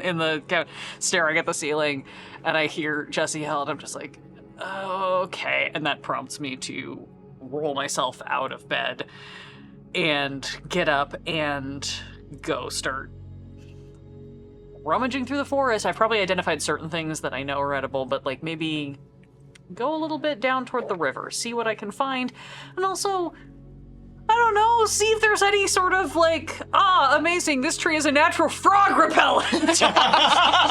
Maybe if I burn the branches of this tree, the frogs will go away. Sure. Okay. I love that for you. You're closest to the river, so I think you have had the worst sleep. Yeah. Because it is the loudest where you Best are. bed, worst noise. Yeah. Cool. Great. So you roll out of bed. You start heading down the path across the river, past the chapel. And there are hiking trails. As you've walked around, you've noticed the trails branching off of the campsite, but you haven't been able to find a map of the specific hiking trails. So you're walking along a trail, and do you have an expert skill that you want to use for that, or do you want to use a search skill?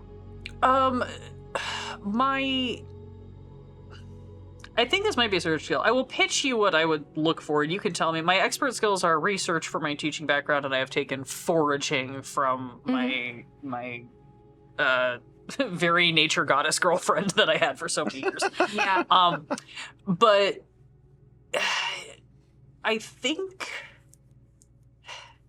knowing enough from history that a lot of times there are trail markers that are set up in a very formalized, like, here's the stick with the mile mark or whatever, but also, like, indigenous tribes would have ways of marking trails in more subtle ways, like setting up certain, like, rock cairn markers and things like that. So I would love to look for those kinds of things. Whether it's, maybe there's, like, actual, similar to the wooden signs that point to the campground, like, wooden markers from the thing, but also maybe looking for older markings carved into trees or things like that that might have been left that would help me start to identify trails or things like that. Okay, so you're looking for more trails off of the main, maybe like more disused. I think so, because if I'm looking for supplies, if I'm looking for resources, looking off of trails is going to be the easiest way to, like, figure out where we are. Yeah, So, yeah. absolutely. And I, in the booklet that you found in the supply room, it's clear that somebody posted up here for quite a long time. So you imagine they must have had. I have not seasonal- found any vodka yet. They must have had other resources. Yeah. And probably one of those secret trail caches where all the booze is. Ah, yes, indeed. Okay, True reason cool. to go foraging in the woods. I'm just gonna keep making this as a very stupid joke. Like, God, I miss processed alcohol, a thing that we have a harder time making now. Yeah, absolutely. Okay, so this would be a search for those trails, I think, or a navigate. I'll go with search because that is a much better skill for me. That's an odd 5. Damn. That was Okay. a different paradise too. Oh, very nice. Okay, cool.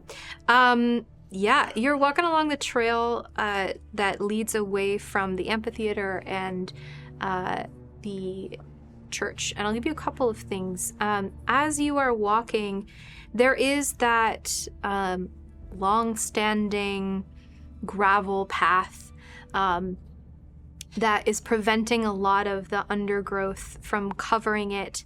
But as you're walking, you see a couple, two specifically, less used. If you weren't so good at spotting things, you probably wouldn't have seen it. But dirt paths that are definitely overgrown. One close to the chapel, and one a little further down the gravel road. Okay. They gotta lead out into the forest. You can't see exactly where they're going, but you imagine if you were to navigate on one of them, you could find your way to whatever was at the end of the trails. Okay.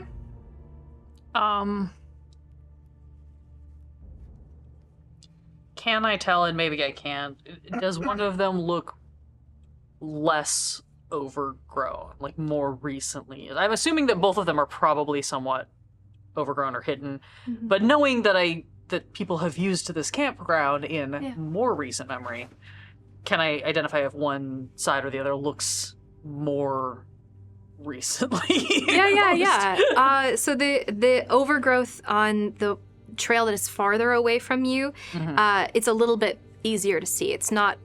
Okay. It's not too. They're not too dissimilar from each other, but with not 5. Yeah, the one further away looks to be the one more traveled. Great. I'm gonna take the other one. Okay. You're walking down this trail, and you can hear to your left the river running by. No frogs, maybe the occasional croak, but not as loud as it is in the evening. Just every time it happens, that like.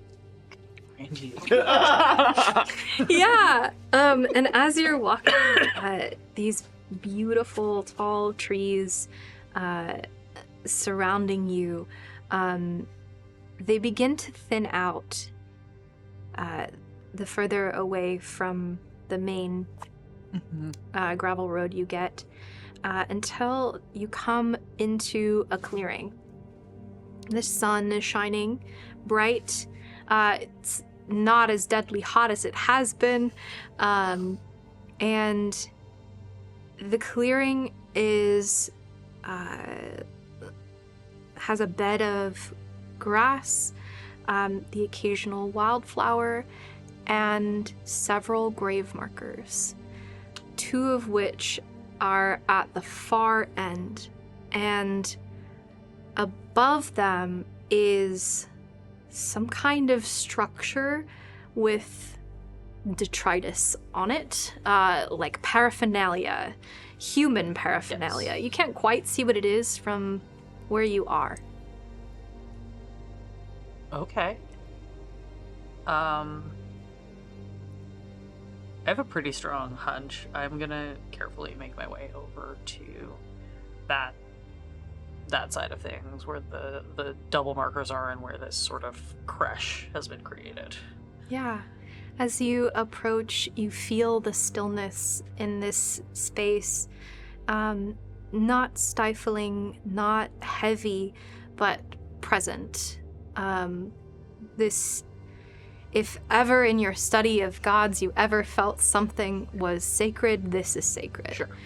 And on these plain markers, faded but still present, are Eleanor Boston and Sarah Boston. And the structure that's built around it shelters these two grave markers, which is why they're not as faded as they might be. And it looks like there have been notes, papers, something tacked all around this structure. The writing is faded, and there are candles that have been melted down, the remains of candle wax. There are mobiles that are hanging also, of little shiny rocks, feathers, maybe a bone or two. You sit here in this quiet moment.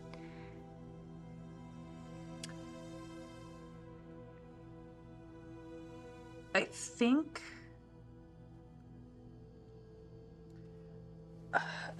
think Georgia is going to kind of fuss around in her pockets a little bit.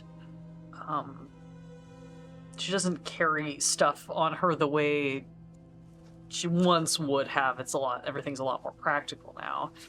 But I think is gonna like kind of fish around in pockets and maybe find, I don't know, maybe it's like a stub of pencil that I've been carrying that I found at the office or something that I use to help make notes and track things. And I'm going to...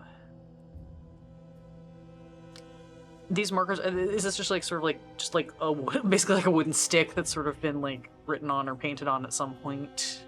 Yeah, it seems to be not a stick, but a shaving of wood. Like Okay. maybe somebody grabbed one of those benches and shaved pieces off. Thick enough, like a couple of inches, and it has their birth dates, which you were correct in guessing their age. They were maybe your age at the time of collapse. And then no death dates. Okay. I'm gonna take a little bit of time and very, very gently and almost kind of ritualistically, maybe, I want to use this little nub and a pencil, and I want to kind of outline all of the lettering to give it a little bit more security. It's starting to fade. It's protected, but it's fading. And make sure that it gives it that little extra bump to stay where it is. And once I finish that, I realize, like, I have now spent more time here than I intended. I have not gotten any, miner's lettuce to contribute to whatever breakfast is going to be. I'm going to... I think it's just a quick sort of like, I hope this is okay. I'm sorry and thank you. And I want to scrape up a couple of the burned down candles and take those back with me. Yeah. And I will leave the pencil up, like tuck it up into the rafters with some of these like faded notes and things. I'm going to grab a couple of the candles and I will head back to camp. Yeah, as you lean down to do that and take the candle nubs, you do see in the forest, some miner's lettuce. Sick. I will catch that and be like, oh, great. Thank you? Thank you. And I will go over, I will collect some of that as well, and I will take all of that back. If George is the kind of person that would feel this, you do feel a sense of you're welcome from the place. I think this is one of those things where it's like, Georgia is so pragmatic, but also Georgia has spent so long studying that, like, she knows what she doesn't know. Yeah. And you come back to a meal being made. You're not quite sure what it is. I have learned not to ask. I don't know where Jesse comes up with this stuff, but it's food, it's edible, I haven't died yet. Fishing poles. So. What is everybody else doing this morning? How are we gathering together? I'd probably be helping Jesse with some of the cooking, since that's probably one of Jack's stronger suits. Probably help gather some, like, either berries or herbs that he could find. Okay. And even maybe found a frog to cook its legs. Are you trying to catch a frog? Maybe. Stab. Maybe. Okay. So you head down to the river, you're gonna catch a frog. Gives, Down by the riverside. give people some catharsis. Okay, great. Do that. Give me a dexterity, and then you two, what are you doing this morning? I think I'm gonna just take a walk around the perimeter, just to see if I see anything that's looks like someone maybe could have come in, or just anything out of place. Yeah, how far out are you going? I think just first to the gate, and then I think just kind of in a circle around the camp until I get back to the gate, and then come back in. Okay, awesome. Roll search for me. What did you get 26. out of? 55, so I actually got a hard succeed. Okay, great. I'm gonna say I'm gonna say that what cabin did I say you guys were staying in? Johnson? Johnson, yeah. Yes. You're in the Johnson cabin. You found in the Johnson cabin a net. And you just go down to the water and you hold it in the water, and I'm gonna say like 5 frogs just kind of hop their way into your net. And you've got 5 frogs and they're croaking and screeching in your hand. What did you get? I got a 77. So I think I did not get much sleep last night. I'm a little distracted. Oh, you did not. Yeah, you are bumbling your way. Yeah, I think this is probably a routine thing that I do. So I think part of it is just like, okay, Autopilot. Yeah, autopilot a little bit, like space out, like, whoa, wait, did I check that area? Yeah, I did. I think, I checked that area. Yeah, and then you definitely did not check that Sure, area. yeah. For sure. Okay, cool. What are you doing this morning? I think that I'm helping support the cooking people, making... At this point, I don't go anywhere without my shotgun. Just because, the voices are getting closer, and I don't like that. Yeah. It'd be nice if they were cool and, like, they added to the community, but Daddy always said, hope for the best, prepare for the worst. Yep. So the meal comes together. You return sleepily from your Yeah, it's all trek. fine. That's fine. Everything is fine. clear. And you're coming back from what you discovered. You all come together over this meal. A frog. You come up with frogs? Yes. How do you come up victorious with frogs? You just see me just like carrying the net just above my head. Like one of the Tusken Raiders in Star Wars.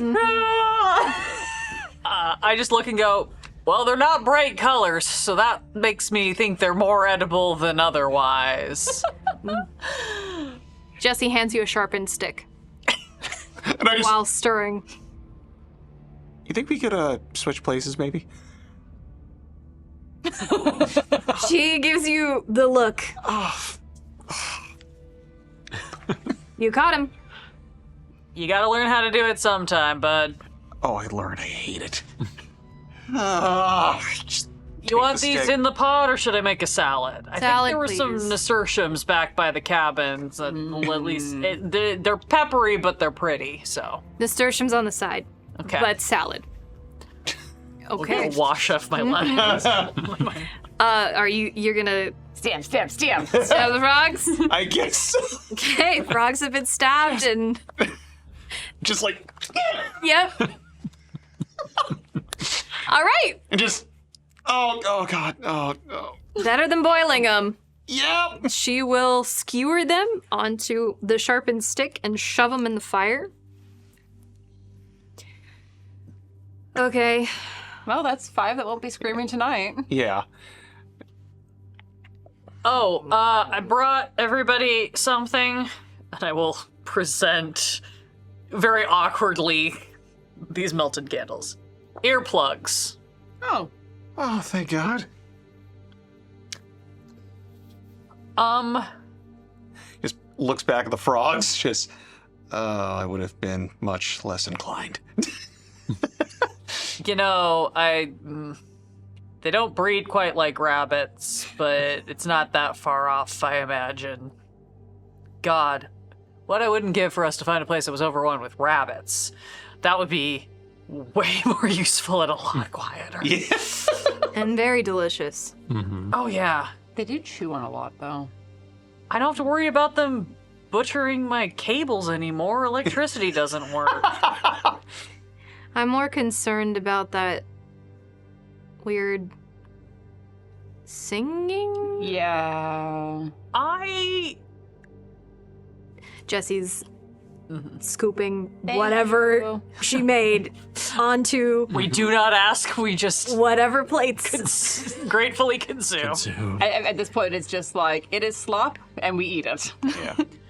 I found something up in the woods, and I know that sounds ominous, and it's not meant to sound ominous. I'm just not quite sure what it was. I think it's like a memorial?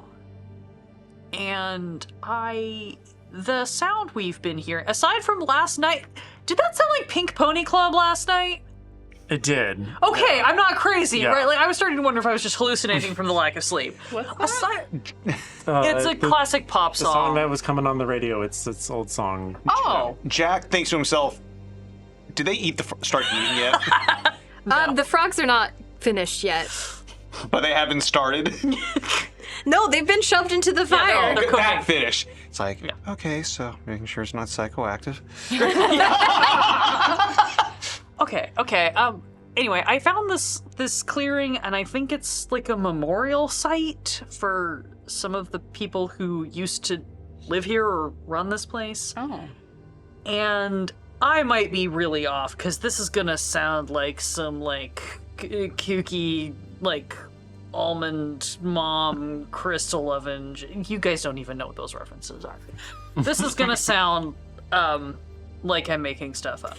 Flashback Yes. to all of the girls that Georgia has dated.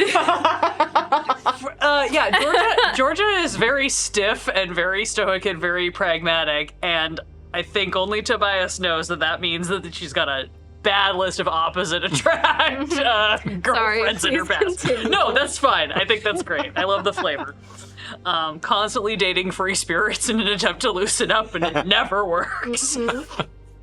Okay, hear me out. In all of history, when people are mourning, there is this concept of vocalization called keening that's kind of not dissimilar to what we've been hearing. That it's almost like it's an expression of sorrow that comes from like deep inside your chest, and all you can do is wail.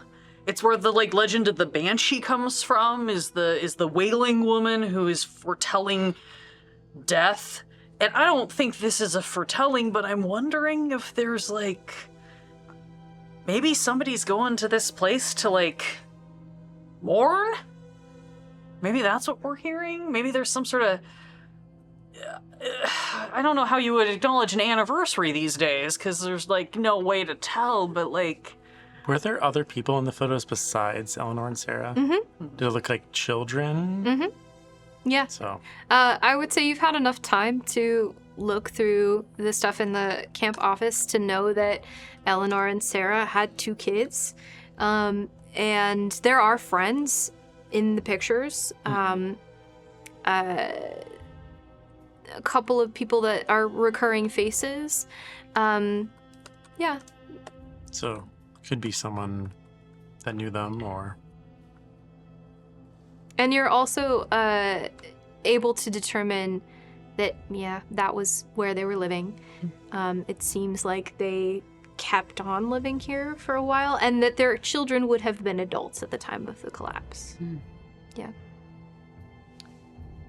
From going back through the camp log, looking for like repeated names, and then with this, whatever we found in the office, would we maybe have been able to make some of those connections of like specifically like, oh, these were probably friends, or I think this is their son, or like, Yeah. we've connected a few of those. Yeah, so you see a couple of names more frequently. I'm not sure that you would be able to tell who their kids were. You could roll for that, but you do see Randy, Okay. Beach, Imogen, Cassidy, Crow, and Charlie. Yeah, definitely a whole bunch of queer nature nerds, and I love it. Yeah. One of my expert skills is research. Can I roll on my research skill to see if I've connected any further dots? Yep, sure, awesome. And Just- I'm gonna make that apply for also using anything in their home to figure out this information. Cool. That was a fail. Okay. Yeah, you find the names. Some appear more often than others. You see that Beach really likes taking out the kayak. Drax. Yeah. But I haven't other than that, Connected relationships, particularly. yeah. That's fine. Anyway. I mean, it could be. It sounds human. It sounds human. I mean, I guess if it was a memorial as opposed to that raw grief right afterwards, it could be more ritualized. Can everybody give me a listen check, please? Well, I want your weakness. Amongst others. Oh! Let's start over here. A 3! Out of 20. I love that. I got a 14 out of 60, so that's a hard success. Okay. 20 out of 20. Okay. I failed by 2, and I was gonna say I'll spend the luck, but I'm gonna just assume that everybody else is gonna be nice enough to tell me what they hear instead. We share information around here. Yeah. Again, we have established that I'm the curmudgeon of the group, so maybe you don't. but- You came and told us about the memorial side. That seems fair. Yeah. At different points in this conversation, the 3 of you notice that something music instruments I thought I was going crazy. I was wondering if the frogs Yeah. were psychoactive, but I haven't eaten canon them now. yet. You hear in the distance is that a trumpet or and it's singing out the H-O-T-T-O-G-O.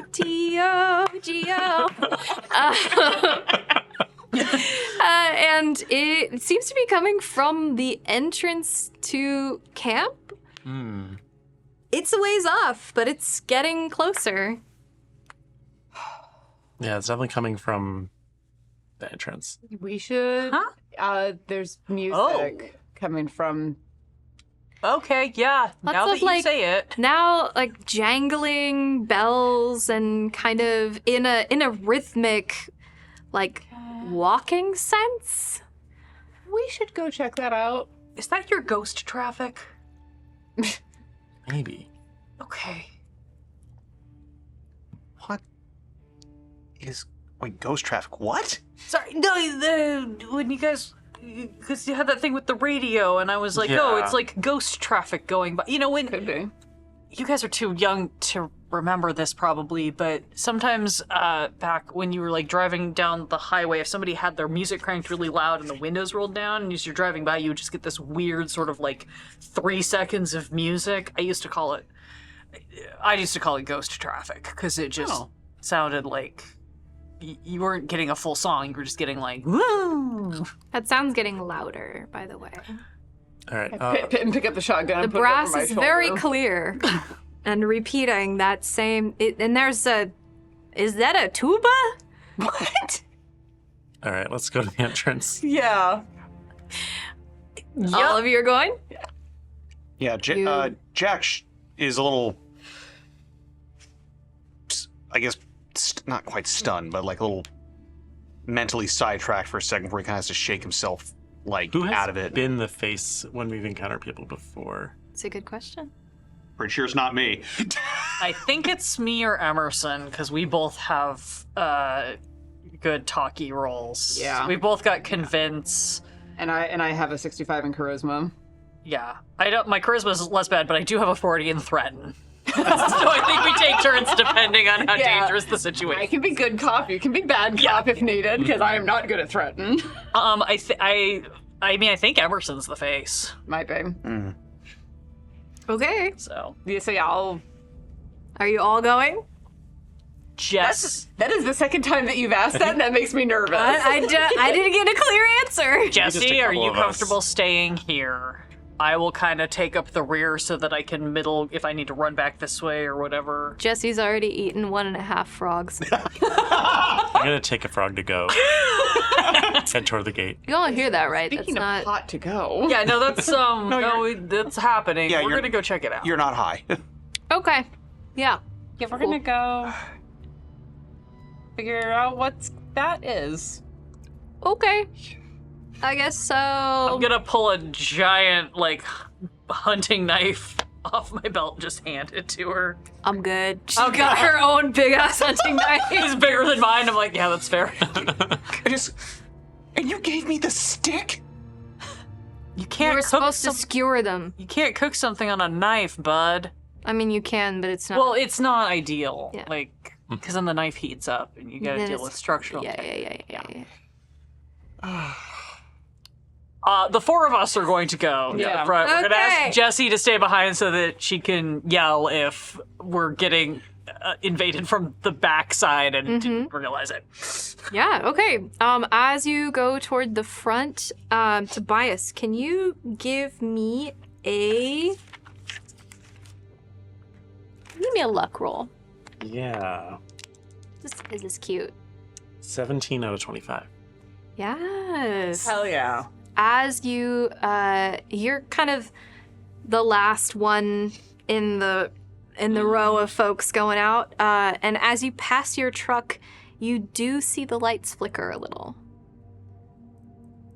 I will point that out to Emerson, kind of in passing as we're going. So this whole thing might be, what'd you call it, ghost traffic? Ghost traffic. I don't know, but I think we need to see if there's anyone physically there. Yeah. Okay. You head out I think I might stop. I might stay at the truck if it's with close. If I can still see and hear them, I'll stop at the truck. It flickers, but it doesn't do it for a long time, and it just does it as you're passing. Okay. I think Yeah. I'll wait at the truck while they go up. Sure. Yeah. Okay. So where do you park the truck? Do you park it close to the entrance? Do you park I it think probably you're in? near my cabin. I think facing toward the entrance in case for some reason we had to make a quick getaway. Yeah. Yeah. We so could all you're pile in and go. yeah. It's right in front of the Kahlo cabin. Mm-hmm. Good. Okay. So as you're walking your way out, you go past the kiosk and you're getting closer to the noise and you hear people singing. H-O-G-O-G-O. We've had 2 raids, and I've been waiting a while to introduce this. But thank you, Neon Lights Roleplay, for the raid, and the Lollygaggers for the raid. If any of y'all are still here, thank you. Thank you. Thank you for joining us. And you see, you're getting closer, and you see a oh my gosh, the name totally went away from my brain, but a silver bullet trailer. Oh, yeah. And Like an Airstream? an Airstream, thank you. An Airstream trailer being pulled by horses and people on the walking next to the Airstream. You do see a tuba. You see them playing instruments. They're dressed in colorful attire. There's a drum. There are people who have bells on their feet and on their wrists, and they're dancing around and they're singing this song. And on the side of the trailer, there is a banner that says Madame Amelia's Traveling Troupe. Oh my god. And in the sitting on the front of the Airstream is this beautiful older woman with long gray hair, also elaborately dressed in that kind of Ren Fair style. And she's playing a mandolin, and there is she looks like if she stood up, she would be quite tall, like very, very tall. There is a very small man sitting next to her with the reins, just kind of bopping his head. And as you approach, she pulls on the reins, and the whole party stops, and the song ends. Hello! I am Madame Amelia. This is my traveling troupe, and we are here to bring joy and revelry to this lovely place. Hello. Welcome.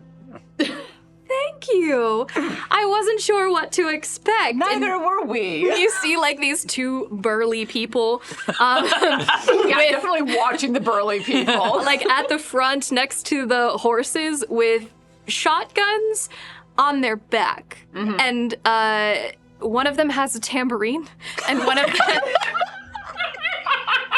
Stealing a harmonica. No, it has a little egg shaker. Oh, that's even better. I'm just imagining Kronk now with like a shotgun and a tambourine. Gender nondescript burly people holding a tambourine and an egg shaker.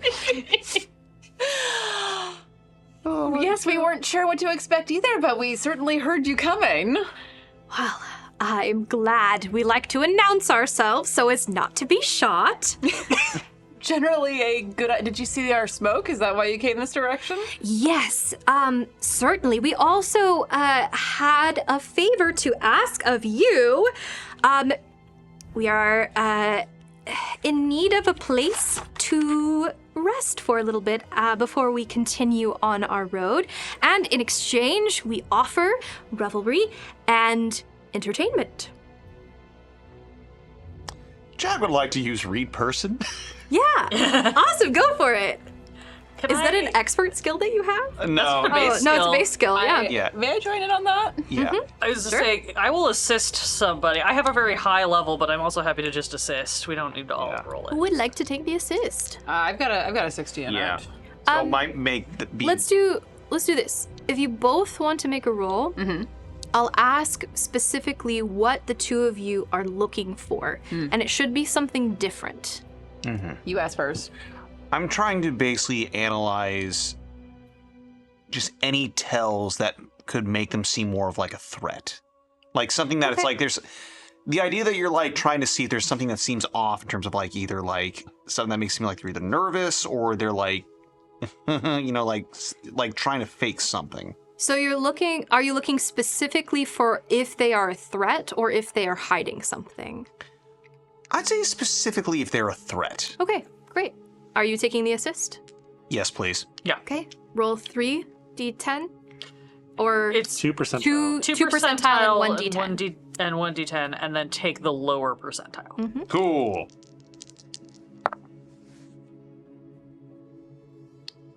Queer dice play nicer for you.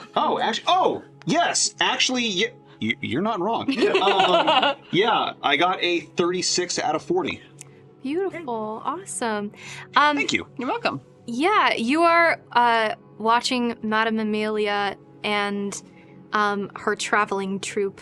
And as she's speaking and saying this, she looks no more nervous than anyone would approaching strangers in strange times.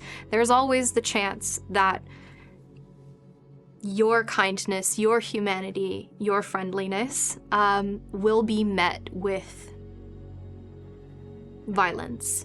And that's what you see. She's genuinely asking for assistance and genuinely offering entertainment and revelry and potential fun, and is no more nervous than anyone would be. She doesn't seem to be threatening in any way. I'll glance over at Jack to get his read on what he's reading. Read person on his read person. Well, you've been together long enough that I assume you have Some sort of signal that like if he because I know that he was around a soldier, so I would assume that he would be a little more on edge. Yeah. How would you communicate what you have noticed? Do you relax a little bit? Relax and whistles 3 notes. Mm-hmm. Which is the first 3 notes of Abba's Waterloo. We're doing all the references tonight. A classic song that you were taught by your elders at some point. No, actually, that is one of the things about Bruce, is despite being a former Navy SEAL, loves ABBA. he has a very odd, eclectic taste in classic music, classic rock and stuff, including ABBA. Yeah. No, I was gonna say no. You didn't learn this from us. You learned that from Bruce. The and other we elders. adopted it as code. Yeah. Yeah. Yeah, you hear whistling back to you the chorus of Money, Money, Money. Wait, which one is that? Money, money. Must be funny. And that's copyright. We're fine. We're deep. I'm method acting right now because I genuinely don't know that song. That's fine. That's fine. It's good. It's cool. Yeah. You would recognize it as an ABBA song. Yeah. Even if you don't know it. It's an ABBA song. Yeah, it's distinct. That one. Yes. Okay. Yeah. Okay, I think I remember that one. Yeah. And the question in that is there something valuable? Do you need my help? Should I come? Like, do I need to join you? That's from Jessie. She's Gotcha. listening back to you.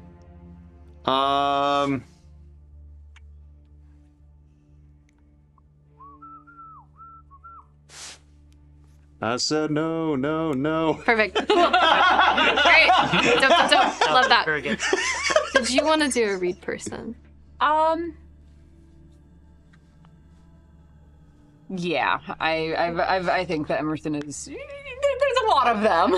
Yeah. I think what I'm looking for is if I had ill intent and I were approaching something like this, I'm looking for what I would be doing.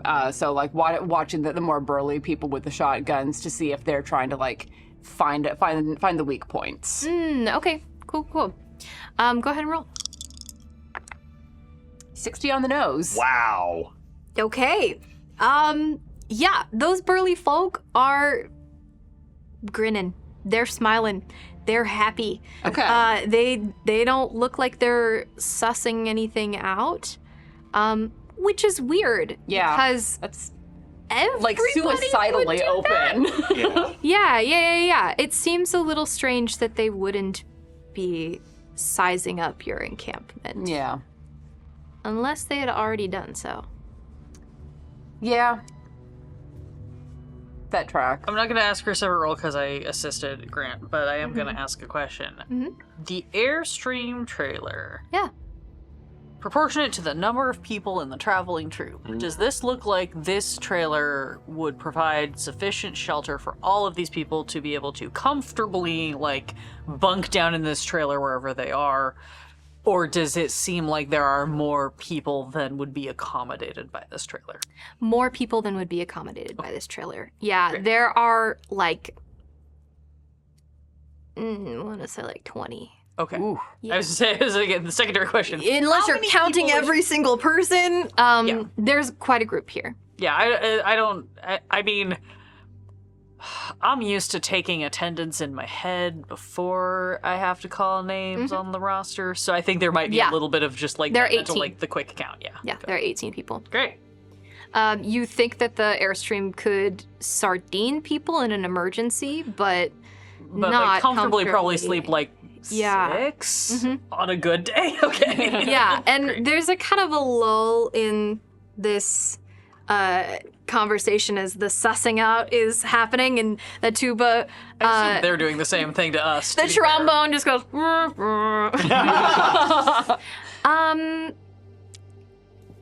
We recently had a debacle in which we lost a bit of our shelter.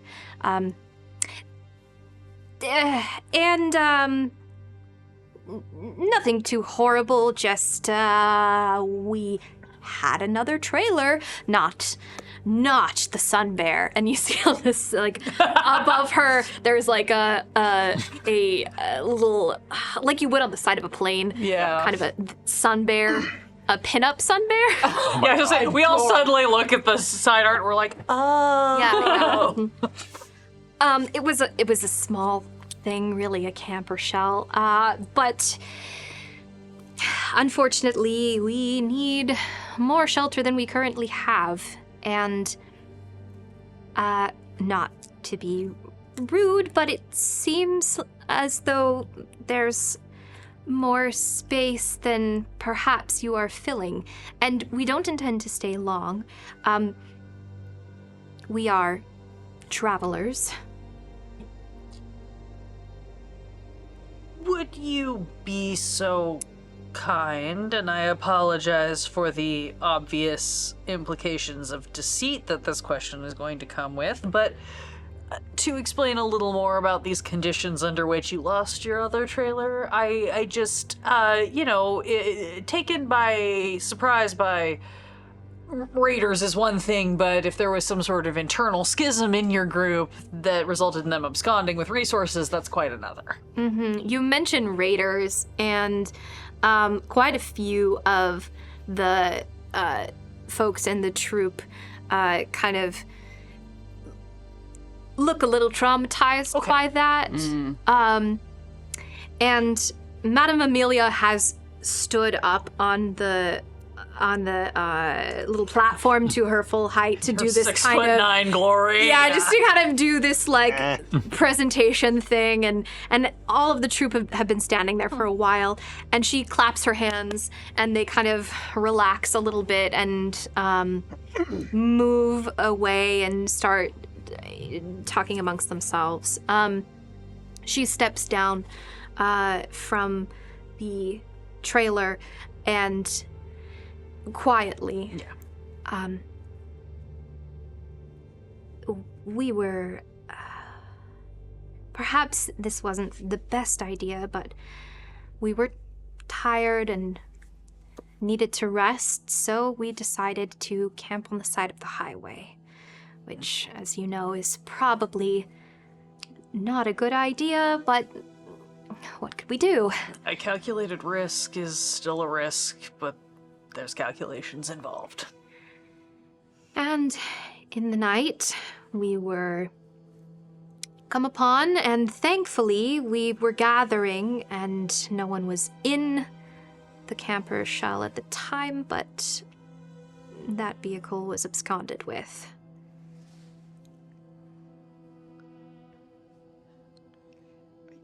Jack kind of moves over to Georgia. It's like, look, I know you might think I'm naive, but I'm not. I know how to read people, and they don't seem like a threat. I don't think they're a threat. I'm just worried about the drain on resources, but I think we can negotiate that. We are although we look frivolous, we are adept in many things. Do you have folks who can hunt, fish, forage, build, any of those types of skills? Yes. So? Yes. Crafting? Like, say if I needed to hand you a bunch of wax and have you create, like 24 sets of earplugs? I know we're loud, but No, it's definitely not because of you. Frogs. Lots of frogs. The horniest, loudest frogs you've ever heard in your life. More power to them. We have not gotten a good night's sleep in weeks.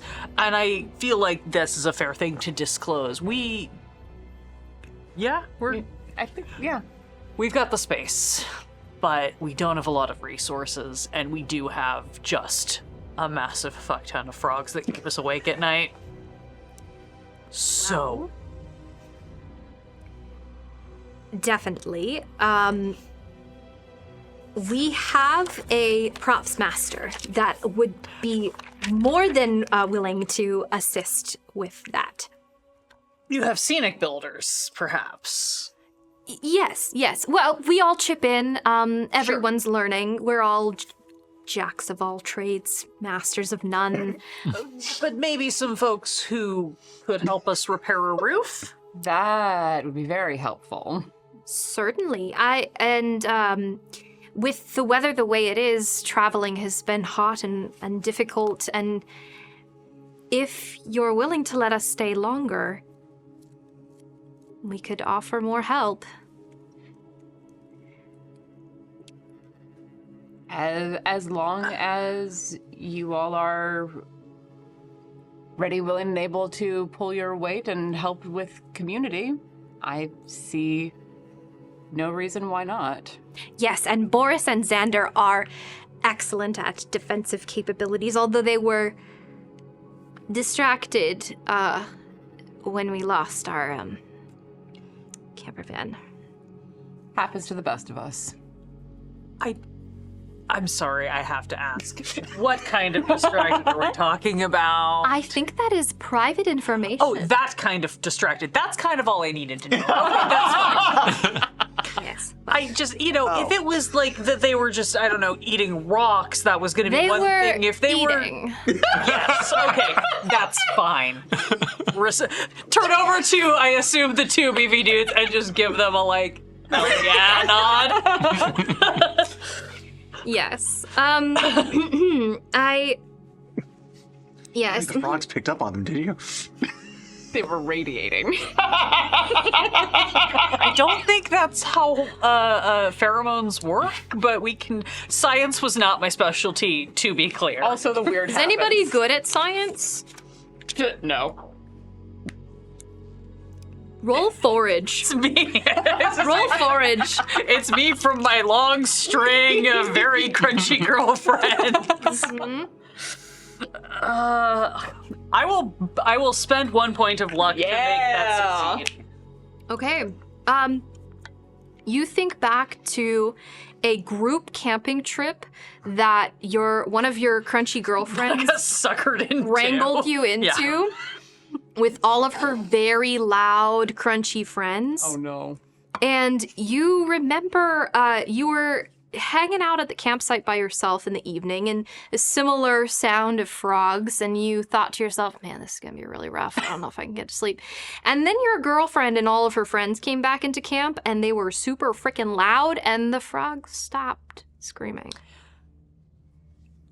I have this 1,000-yard stare flashback for 2 seconds.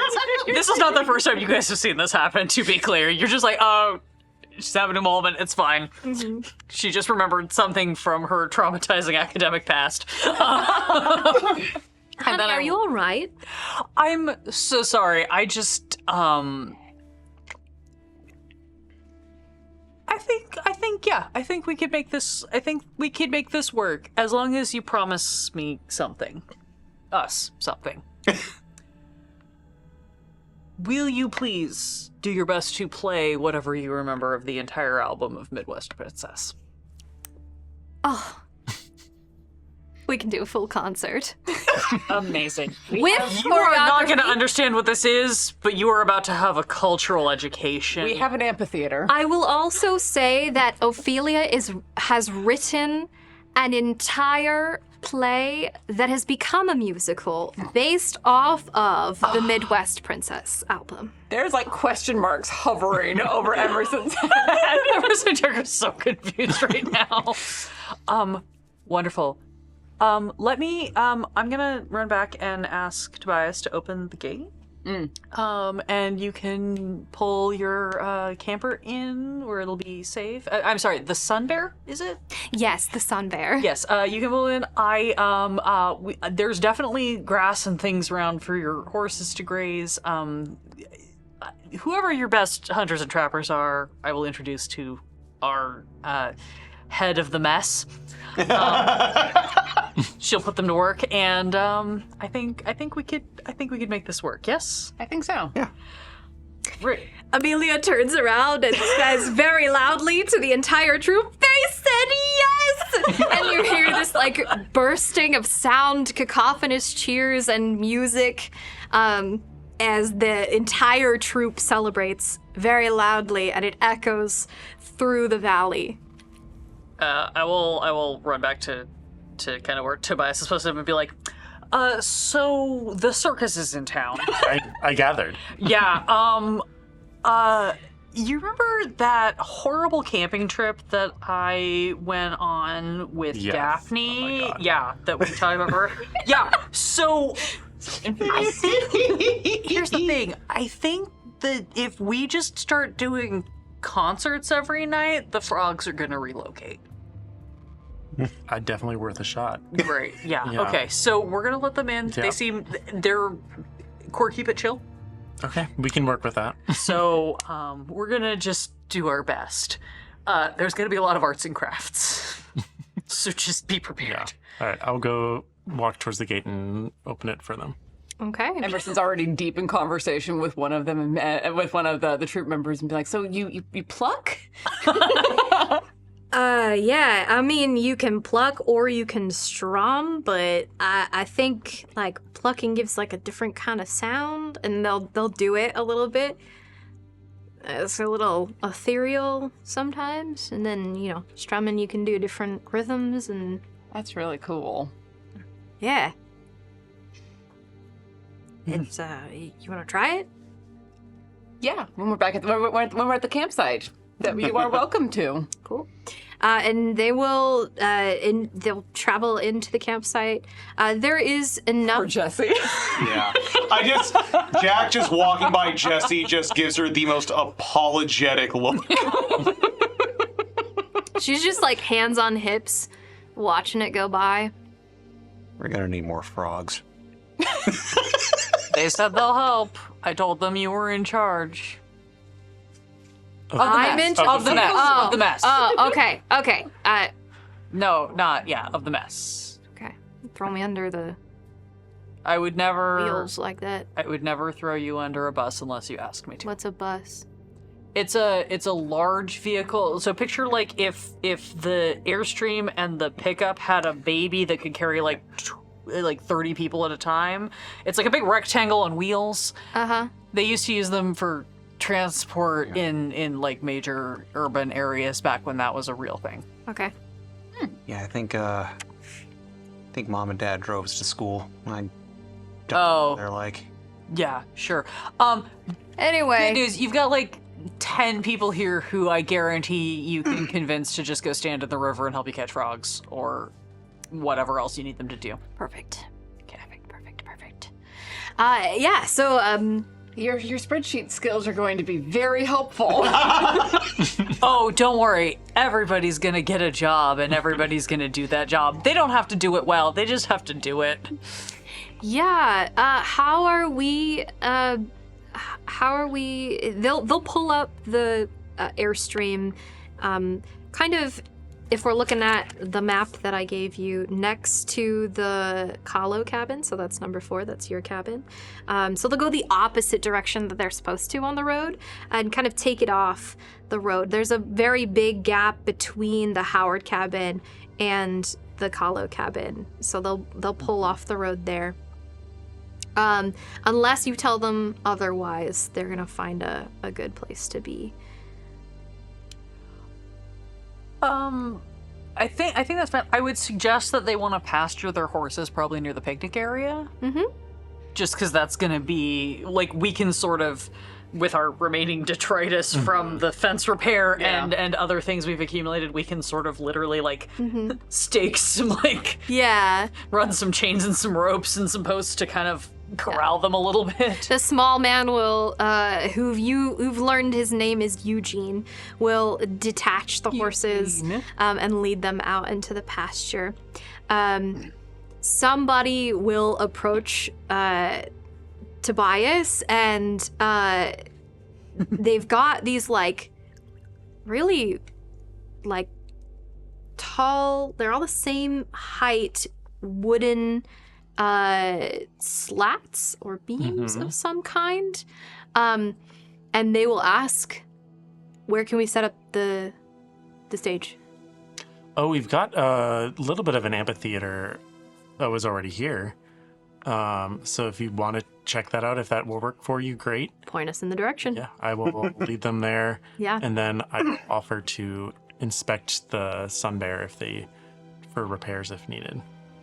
That would be an Amelia question. Okay. Then I will lead them there, and then I will go find Amelia. Okay, great. So they'll head off in that direction, and over the course of the day, you'll watch as they construct this set.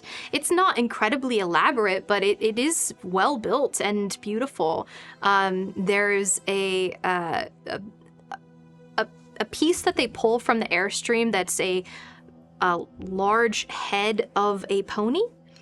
And next to the head of that pony is a silhouette of someone with a bushy mane of curls. I'm gonna have to listen to Pink Pony Club on the way home. And they'll begin to set that up. You find Amelia, who is busy instructing someone, you're not sure who, beautiful young woman, also with long hair, similar features to Amelia. And they have this small table that they've set up outside of the Airstream with just so much paper on it. So much paper. They're leaning over. Well, see, I think if we make this cut here and then shift this song to the beginning. No, that will not work. It's not there in the album. They're just having this conversation. So sorry to interrupt. I'm a Yes. mechanic. I wanted to see if you guys needed any repairs done on your vehicle, On the on the Sun Bear.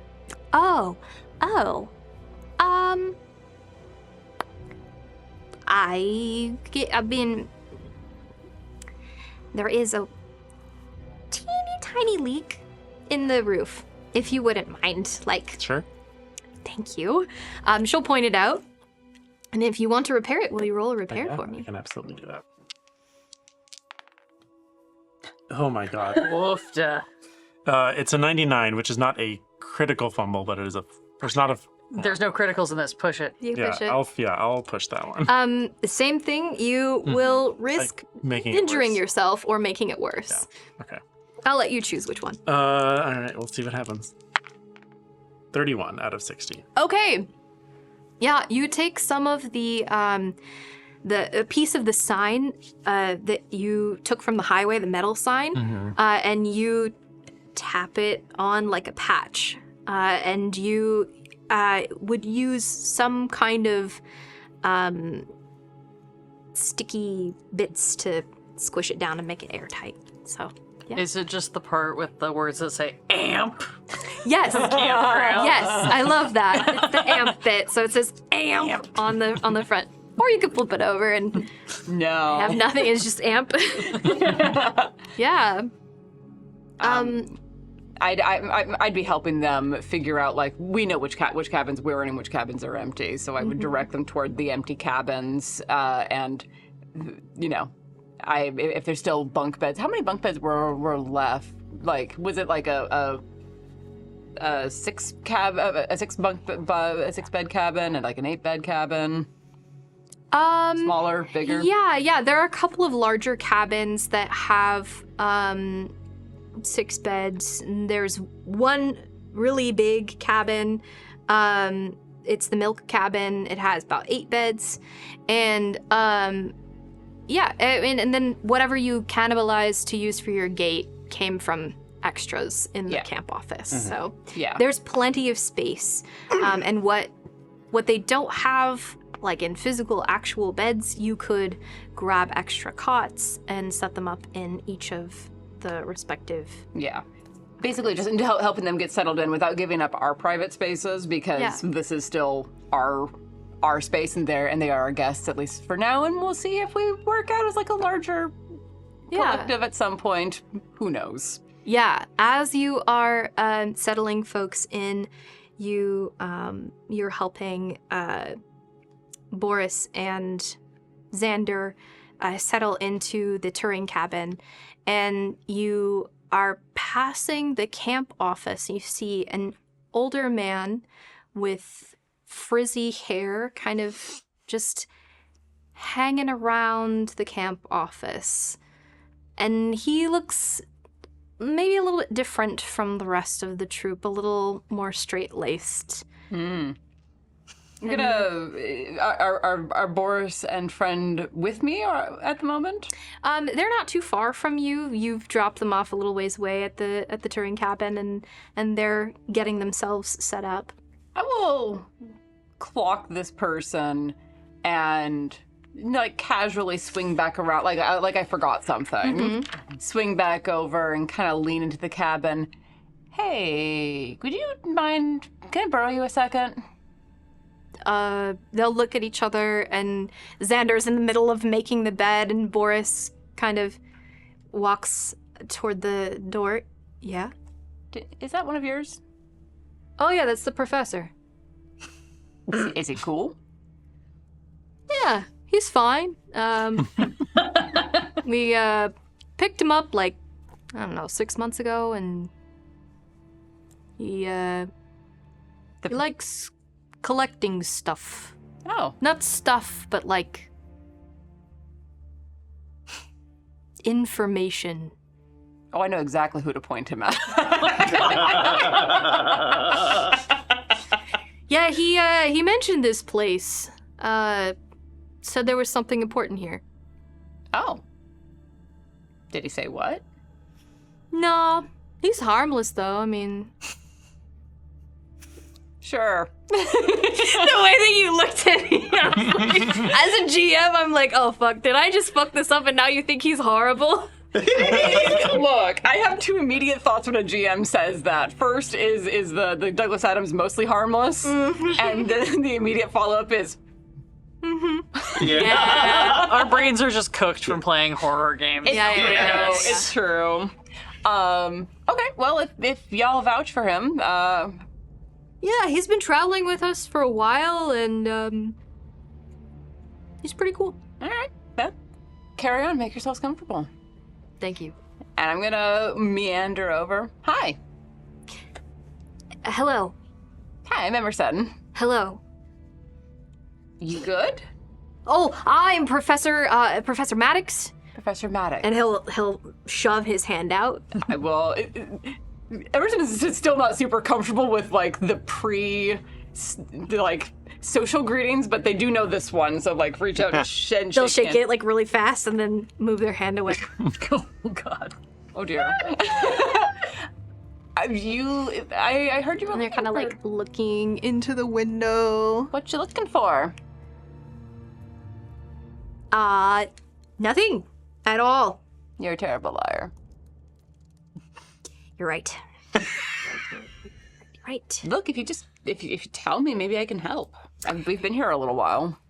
My research is very, very, very important and very, very private, so...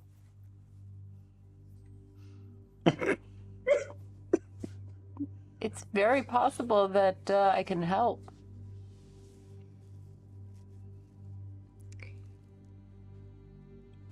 Mm, Or at least There. point you at someone else who might know. do you have a map? A map of the... And Emerson will go into like a little crossbody bag that they wear and pull out a map, holding it with both hands to make it very clear I'm holding on to this. He'll try to take it from you. Just shake my head a little bit. This is mine. Oh. Okay. He'll like look over at the map. Yeah. Mhm. And he'll like go down the list of the cabins, and he'll stop at the numbering that says camp office and look at the cab office and look at the cabin and look at the camp office and look at the cabin and yeah. Okay. Can I go in there? That is where someone is living, so we need to ask her. Because it is private space. Okay. Let's go find Georgia. Oh, okay. Yeah. Come with me. Oh my Sure. god. He'll follow you. Georgia is probably standing on a tree stump somewhere, just helping direct. Like, okay, yeah, the horses are over there, and you can unload things over there. We're pretty sure the toilets. It's basically just like hole in the ground. So there's. As Georgia is doing this and you're approaching, behind her is somebody who is like miming her exact gestures and like in a silly way and like mouthing along with what she's doing. I start giggling at that. Jack just like gives that word. Is like, They'll look over at you like dramatically die on the ground. Jack doesn't crack a lot. He just nods very seriously. Open one eye. And they'll walk away. Hey, Georgia! Yeah? Huh? I have a new friend for you. Oh God, I hate when you phrase it like that. What's up? What does that mean? You see trailing behind Emerson this elderly man who is still quite active for how old you assume that he is. He has frizzy, gray, nearly white hair. Are we talking like dandelion hair? Yeah. Okay. Yeah. Dandelion hair. I like that. He's dressed in like ragged clothing. Has a big satchel that is really like too big. It's way too big, and he's just kind of nervously looking around and. Okay. Yeah. He says that his research is very important and very secret, but it has something to do with the office. Oh. Or you're the one who's in the and you're living in there. Uh-huh. Can I go in there? Why? Oh my god.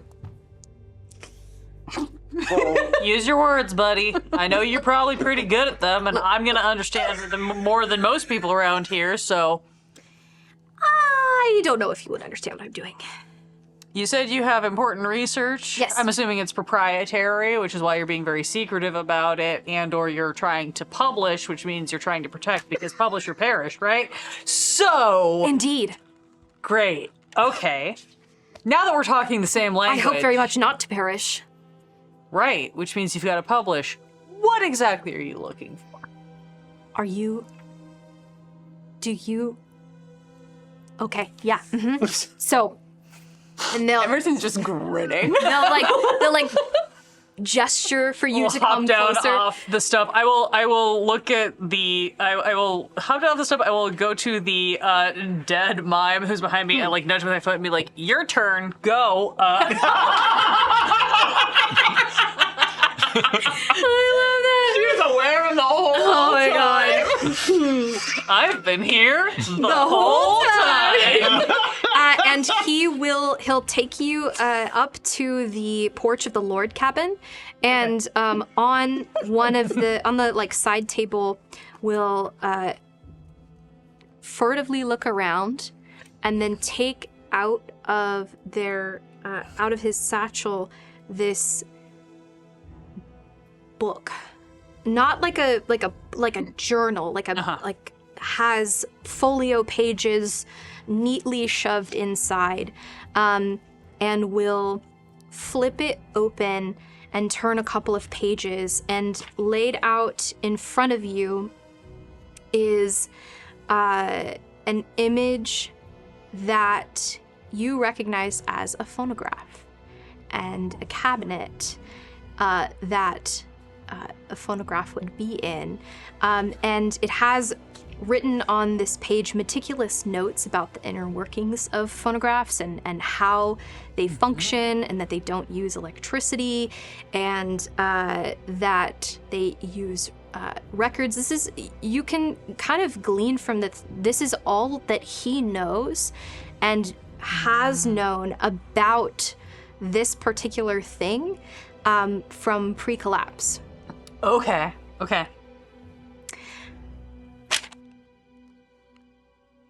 Look, it's been a long time, but I know there's one of these here because it was here last time I was here, and I need to know where it is so I can look at it, so I can study it. So that you can make more, so that we have a way So to that keep records. we know. I know this is a loaded question given everything. Was the last time you were here before or after? Before. Okay. That just helps narrow it down, because we've been kind of searching through things and looking at things. Okay. We haven't found this yet, but that doesn't mean it's not It's still here. It's here. I know it's here. Okay. Do you remember anything about where it was when you were here before?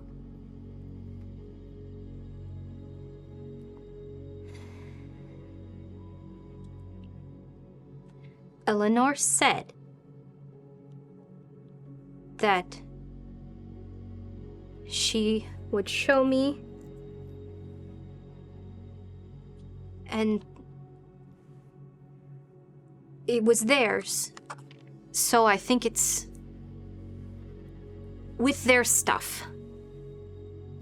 Okay. Do you know who that is? Did you meet her? I didn't. How old are you? Sorry, that's a rude question. No, that's a valid question, though. I never met her or Sarah, but I know that they cared about this place a lot. And I know where they are. They're here. I thought if you... Maybe not. I don't know that they're here. Damien but said that it was just you. And nobody... It is just us, but we should go look in the cabin. I didn't find it in the cabin. That's where I've been staying, but I didn't dig into some of the spaces. We can take a look, and if it's not there, there's somewhere else where it might be. And we can go check there. How good are you at just, like, late nights? They blink. Okay, He blinks great. his eyes. Very big, owlish eyes. I miss coffee so much. Oh, I have a page on that. And he'll flip through. Okay, yeah, great. Come on, buddy. And I will tromp with him back up to the cabin. I think I'm gonna go in, and I'm gonna go directly in and open the bedroom. Yeah. Because that's kind of the one where, like, I looked around, but I don't think I delved too deep into the bedroom. I think I've been mostly staying in that, like, living room area. Mm-hmm. Yeah, you open the door to the bedroom, and there is a large bookshelf in here. Finally, the Mills and Boone collection! I'm gonna be so on board for the next 5 minutes. And there's also a lot of, like, rad women, A to Z, queer history throughout the ages, and a lot of books about queer history. And in the corner, underneath the window, you see Professor Maddox has book in hand and is pointing. Yeah. That's it. And it's the cabinet. It's closed. If you weren't looking for it, you wouldn't know what it was. I think it was like an end table or something. Yeah. I'm gonna go over and pop it open. Confirm that it is what he thinks it is. Yeah, so you open, it has two little knobs, and you open it up, and you see a grating. And underneath that grating, you see what looks like a little portfolio of some kind with a very thick binding. You take it out and you flip through it, and it's a bunch of old records. There's a hand crank on the side. And yeah, this is maybe what you think it is, but you're not sure where to put the record. I'm gonna turn to the professor and I'm gonna say, you can look at this as much as you want, and you can try to use it, but if you're gonna try to take any part of it apart to look at the innards, you've got to do that with Tobias. He knows how mechanical things work, and he can help you take things apart and put them back together, okay? I'll go get him right now, so just don't fuck with anything until I get back with him, okay? But you can start looking. You can take notes. Yeah. He'll grab your hands toward the records. I'm gonna, before I hand him the records, I'm just gonna put my hands in his and be like, you understand that if you fuck this up, I will end you. Okay, great. I'm gonna I'll hand him the records. For those listening, his face drops. That was my, I'm used to dealing with grad students and I know how to scare them voice. Yeah. Yeah, but you go ahead and start taking a look. I'm gonna go get Tobias and he can kind of help oversee this. By the time you walk out the front door, you hear the faint sounds of swing music from Nice. from the camp office. You have been recruited to play some kind of part in this production. And you are currently in costuming right now, and they're fussing over you entirely, just trying to get you set up to be a part of this, whatever this play is. I have never had this many hands touching me, ever. And I don't think I've ever had, like, these kinds of clothes put on me. So Emerson's just like, hell! Yeah, it's this, actually, you describe, what does your costume look like? With the knowledge that this is a production about a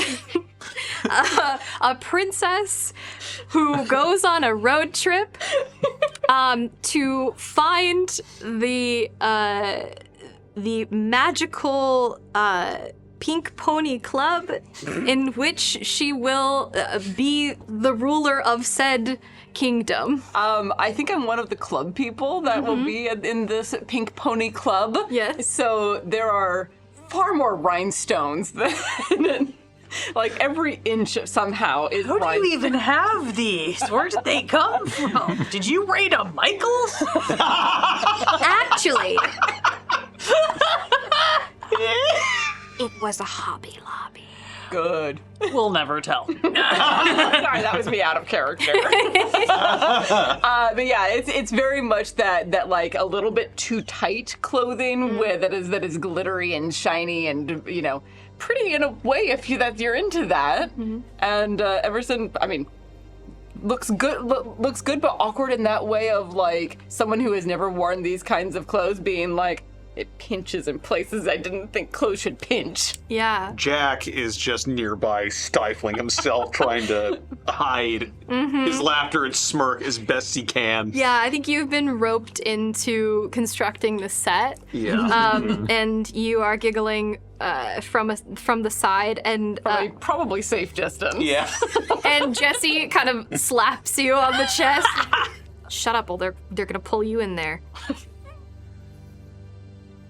It's a little funny.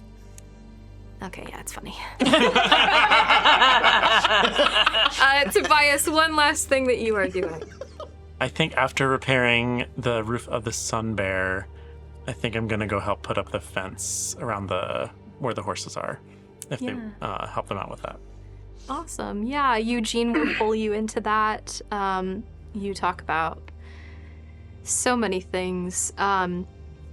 He's about your age, and as you're setting up, you're talking about nothing, and you get onto the subject of things that you miss. And he says, "You know what I miss? I miss cake." Oh, did you ever watch the Great British Bake Off? Yes. I knew someone was going to find a way to get that in. That show. God. I've tried to ask our daughter Ophelia to write a play about it, but for some reason she thinks that people baking is not entertaining. And she also doesn't know what baking is, to be fair. I guess it's a little hard to explain. Yeah. Like an oven. Yeah. I think with that and the tuning of the orchestra as the sun begins to set on your encampment is where we will leave this story for now, with a little bit more humanity than not. Okay. If I can make my beep boop work. All right. There we go. Thank you so much for joining us for Embers of Humanity. We appreciate you being here and following our story. Now, the best way to stay up to date on our upcoming schedule is to join our Discord and follow our socials. Currently, we've got a new series of cardboard and chaos dropping on our playthrough of Clank Legacy 2 on YouTube. And we'll be announcing the release dates for the first half of Swords and Sages Season 2. Wow. Blah, blah, blah, blah. Yeah, there's too many S's. Say that so fast. I can make it worse. That's dropping very, very soon, so keep an eye out for that and stay in our socials for more information. Stick around for our After Dark to hear us talk about this game and the Embers of Humanity system and probably a lot of other nerdy stuff. And also to maybe get the joke about our campground. I figured it out. I figured you did, which I will explain in the After Dark. So please stick around for that. Thank you so much for joining us. Friends, family, and strangers, we hope you will not be strangers for long. Have a wonderful evening, and we'll see you again soon. Welcome to the After Dark. They ran to refill waters, so we're gonna hold down the fort. Yes, we were abandoned and left to our own devices, which you never do. Yeah. After all, we will live up to the name of chaos. Mm-hmm. But yeah, it's a fun system. Yeah, I am not gonna lie. Given the way that the game was described, I expected to be a bit more, much more embers. I'll put it that way. Mm-hmm. It's like, yeah, it was the hopeful part of it was into like the hope core. Yeah, vibes was kind of fun. Yeah, I never played Cthulhu, but I know it's supposed to be like a very similar system. It is the rolling, the hundreds, the fumbles. Gotcha. That part of it is very similar. It's a little bit more streamlined. It's a lot more streamlined. Technology returned! Revamping? We were fine. I have nothing pertinent to say. So I heard you were expecting more embers than humanity? A little bit, yeah. Yeah. I don't know, it's just, because I know we always have our like, hey, if you got something that's coming up, it's this means darkness, doesn't it? I mean, not always. It's just it's always good to have the safety tools because like it is possible for things to go in directions that are uncomfortable unexpectedly. And I knew I was flirting a little bit with that with the priest background. Yeah. So. But yeah, no, I think that made the fact that it focused more on the humanity a nice, pleasant surprise. Nice. Yeah, it's really funny. As I was prepping this game, I had a bunch of different ideas, but I think that like the thing that I like about this game is it's open-ended. The whole point is you are starting a settlement and you're trying to build up the settlement. So I pre-rolled our settlement, but you get two resources, and depending on the amount of settlers, that amount of challenges. So the 4 challenges that you had were obvious, excessively loud wildlife, poor neighbors, and prone to flooding. And because it's summer, we didn't really have that problem with the flooding, but the loud wildlife, the obvious, and somewhat poor neighbors to start off with are the problems that you're supposed to solve as you build up your settlement. And our resources were running water and shelter. Or something else. Oh, where do they go? Actually, you get 3 resources. Large collection of hand tools, which I just retooled to be pretty much anything in the camp office since you had somebody with a pickup truck that had tools. Clean water source. And one that we didn't really get to was weapons. The archery. It's a camp. Yeah. So, like, at the very least, probably 22s and or BB guns and archery. Yeah. Archery or hand axes if they've got like a throwing. Yes. Yeah, that's really great. Yeah. Yeah, we never looked at that. Yeah. It was something that crossed my mind because I had the first vignette of like exploring the camp office, and unfortunately the first thing on my mind was just because there had been conversations before game about who had first aid skills, and I was hung up on. It seems like first aid is a way more prevalent skill in backgrounds than I feel like it should be. Yeah, it was in almost all of our I think backgrounds. all 3 of you had it. Yeah, and that's not a bad thing, but it was just like I was then looking at the spread of skills and I was like, this is really interesting. So I was hung up on that. Because otherwise, another thing that I was like, oh, I should have asked about is like gas cans. Yeah. Mhm. You know, specifically like whether they were full or not, but like something that would have been a resource to be able to go tap the broken down vehicles and things like that. Totally. And I would assume that you would have the equipment to siphon along the road because you'd need it. Yeah. To get in. Yeah, if you didn't have it, you figured it out. Because if once you run out of gas, we're out of gas. Yep. Yeah. Then we're walking. And speaking of the like more humanity than Embers of, my initial thought was time doesn't work the same way. You all don't know when your birthdays are, so you all have your birthday on the same day every year, and It's you my own birthday too. exactly. But I decided not to go with that. Yeah. So you said you got the references? I think I figured it out. Okay. As I said, I told Cal at break, I was like, I think I kind of know what this is, but I need like a couple more data points, and I got a couple more data points. All of the cabins are named for queer icons or pioneers of the queer. Audre Lorde. Yep. Harvey Milk. Marsha P. Howard. Alan Turing. Marsha B. Johnson. Yeah. Or sorry, Marsha P. Johnson. Brenda Howard Brenda is Howard. like a really famous spy person. Yeah. No, so I picked it up eventually. That's where I thought it was going, especially because we had Sarah and Eleanor presented up front, but I needed a little bit of confirmation. So that's why I thought it was a Blazing Saddles reference, because you mentioned Howard and Johnson next to each other. Howard Johnson is also a famous Canadian. Yeah. They're actually not next to each other. I put the Johnson and Rivera cabins next to each other because it's Sylvia Rivera. I was waiting for Rivera because that would Milk was the one that confirmed it. Yeah. That's what I was like, Gotcha. okay, I know I'm right. Milk was when I was pretty sure. Turing was when I knew. Yeah. No, I confirmed it Milk, and then we got to Turing. That was like now setting I know up the Gay Boys in the Turing cabin, kind of. Yeah. Like I think a part of me had a feeling I just didn't know what I didn't get the names, like, because I do know Turing, I do know Milk. Those are the only 2 that I know. And yeah, like I said, hearing Howard and then hearing Johnson together just threw my mind in the opposite direction. Yeah. It is Pride Month, so I flavored it a little pridely. The Langolin family campground, Eleanor and Sarah was Boston for a Boston marriage? They were the two, I don't remember their last names, but they were 2 notable women who had a Boston marriage, and they were known as the Ladies of Langolin. Okay, I was gonna say Langolin also rang a vague bell, but I couldn't quite get it, and I was like, maybe this is a misdirect. But yeah. When I got to Eleanor and Sarah Boston, I was like, oh, okay, that's got to be Boston marriage. Yeah.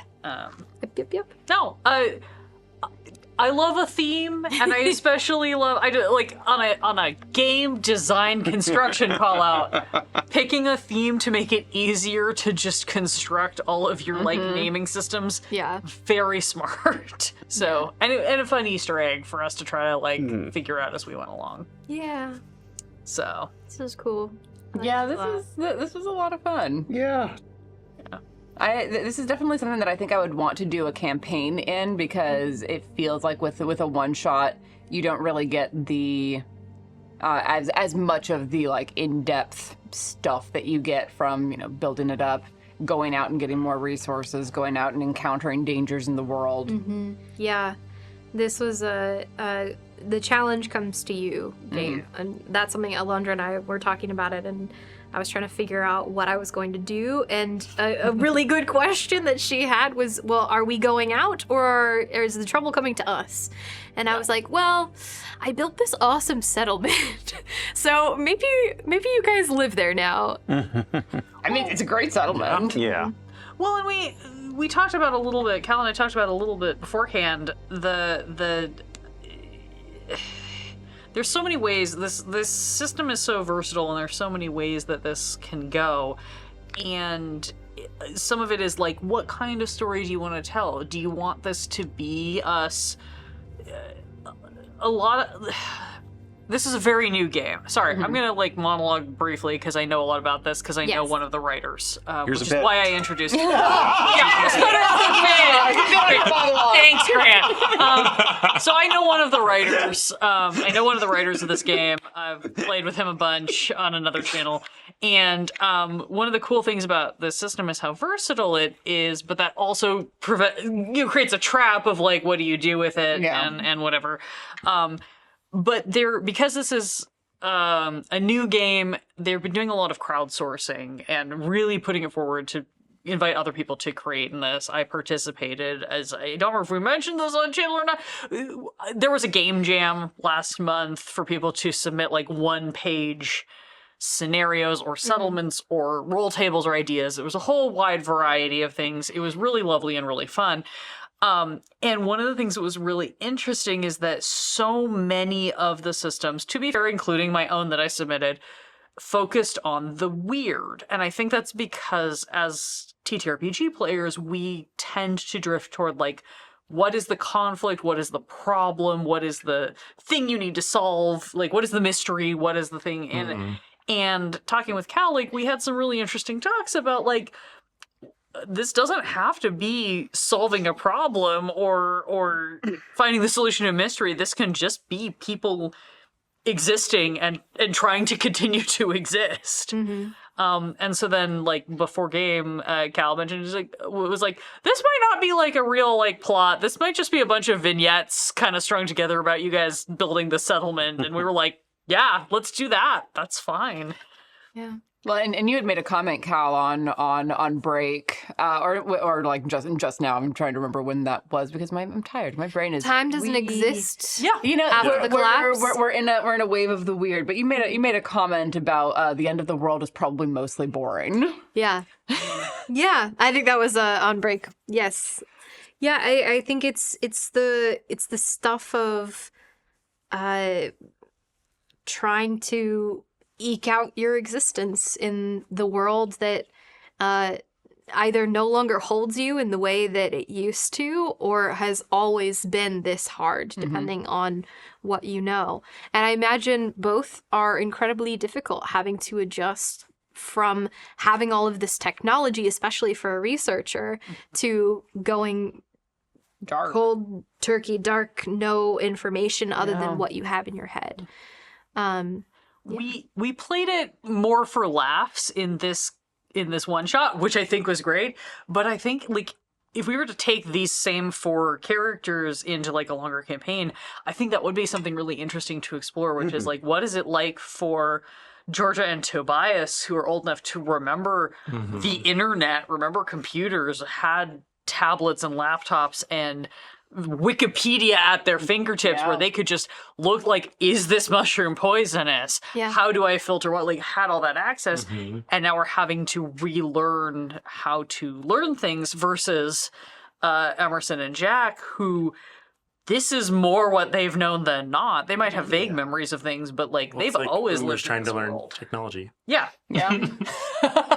A little bit. Yeah, absolutely. Yeah, like if Emerson were put in front of the phonograph, they'd have no idea where to even start. Yeah. Like, what is this thing? What does it do? Yeah. Yeah. What is this what purpose is this Yeah. supposed to serve? Yeah. It's a little bit like Gen Z and Alpha being handed a Walkman or something like that, where it's like, what is this thing? Yeah, that's something that I find very interesting about this setting in the end of the world, quote unquote, is what does it look like to preserve information and technology and archive things? What does archiving look like when you don't have a specific place or a centralized Or when everything's on a hard drive. You Yeah. can't read it. yeah, exactly. You can't read it. So, and that's where Professor Maddox came from. Is like, clearly somebody would be obsessed with gathering this information and preserving it. And the other aspect of it was, what role does storytelling and fun have in the apocalypse? People still need to be entertained. People still need to have hope, and who does that? Who brings that? So, yeah. I really loved that you went there because in our current modern age, like as someone who primarily has made their career in the arts industry, it is really hard right now for me to get employed in the area that I live and in the industry that I am involved with, just because of the shifting nature of what is being asked for and what the technology is. And it is so, we're just in kind of a cultural moment right now where it is so easy to dismiss the arts as being non-necessities.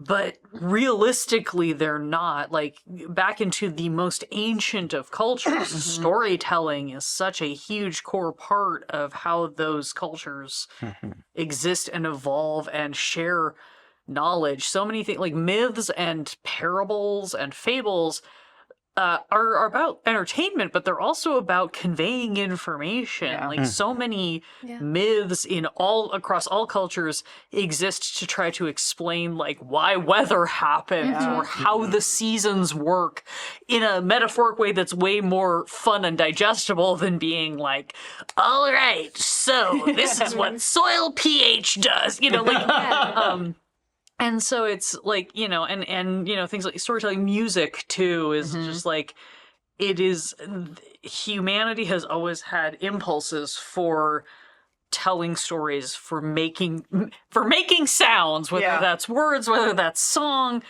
And so I thought that was like a really fun, lovely twist on the kind of post-apocalyptic genre. This was much less like Last of Us, single cell zombie apocalypse, and it's more about like we have to be together, we have to work together to find ways. A weird grounded adventure time, if you will. Yeah, I love that. Yeah, I mean that is some of the oldest artifacts that we have of humanity as humanity was becoming, is the art and the flutes and the remnants of the stories, and I love that.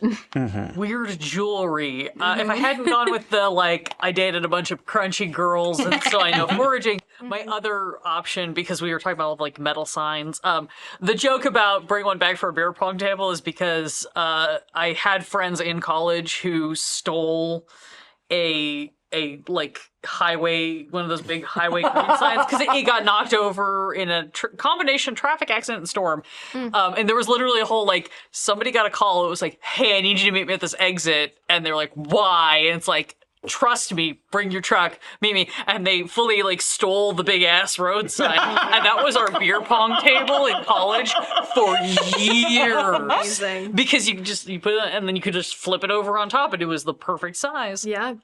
Hilarious. But like, one of my other options for like if we need this expert skill was going to be that like, oh yeah, I dated somebody who made jewelry, so I have metalworking. Not on a like big scale. We don't have welding tools in this post-apocalypse, but like the ability to like take a saw or heat things and like reform them is like twist the wire. Yeah. Hell yeah. Cool. Yeah. Badass. Any last thoughts on Embers of Humanity before we close out our After Dark? I would definitely love to do more of this if somehow possible, just because like it was such a different take, and Yeah. it's like I know some people recognize the character I did. Like I love this little post-apocalyptic setting with my depresso espresso of hope. Yeah. Something so fun about having a character that you can just port into multiple settings. Yeah, I have a character kind of like that. And it's Yeah. always interesting to see like what they do in the different situations. Yeah. It's fun. Mm-hmm. Badass. All right, friends, thank you so much for joining us in the After Dark. Make sure to hop on our Discord to get some updates about those releases of Clank Legacy 2 and Swords and Sages Season 2. Thank you very much. No, it's okay. Not your fault. It's so alliterative. It's not. It's just what it is. I like alliterations. It's a lot of syllabants. Yes. Okay. Anyway, thank you so much for joining us, and we hope to see you soon. Have a good night. Good night. Bye.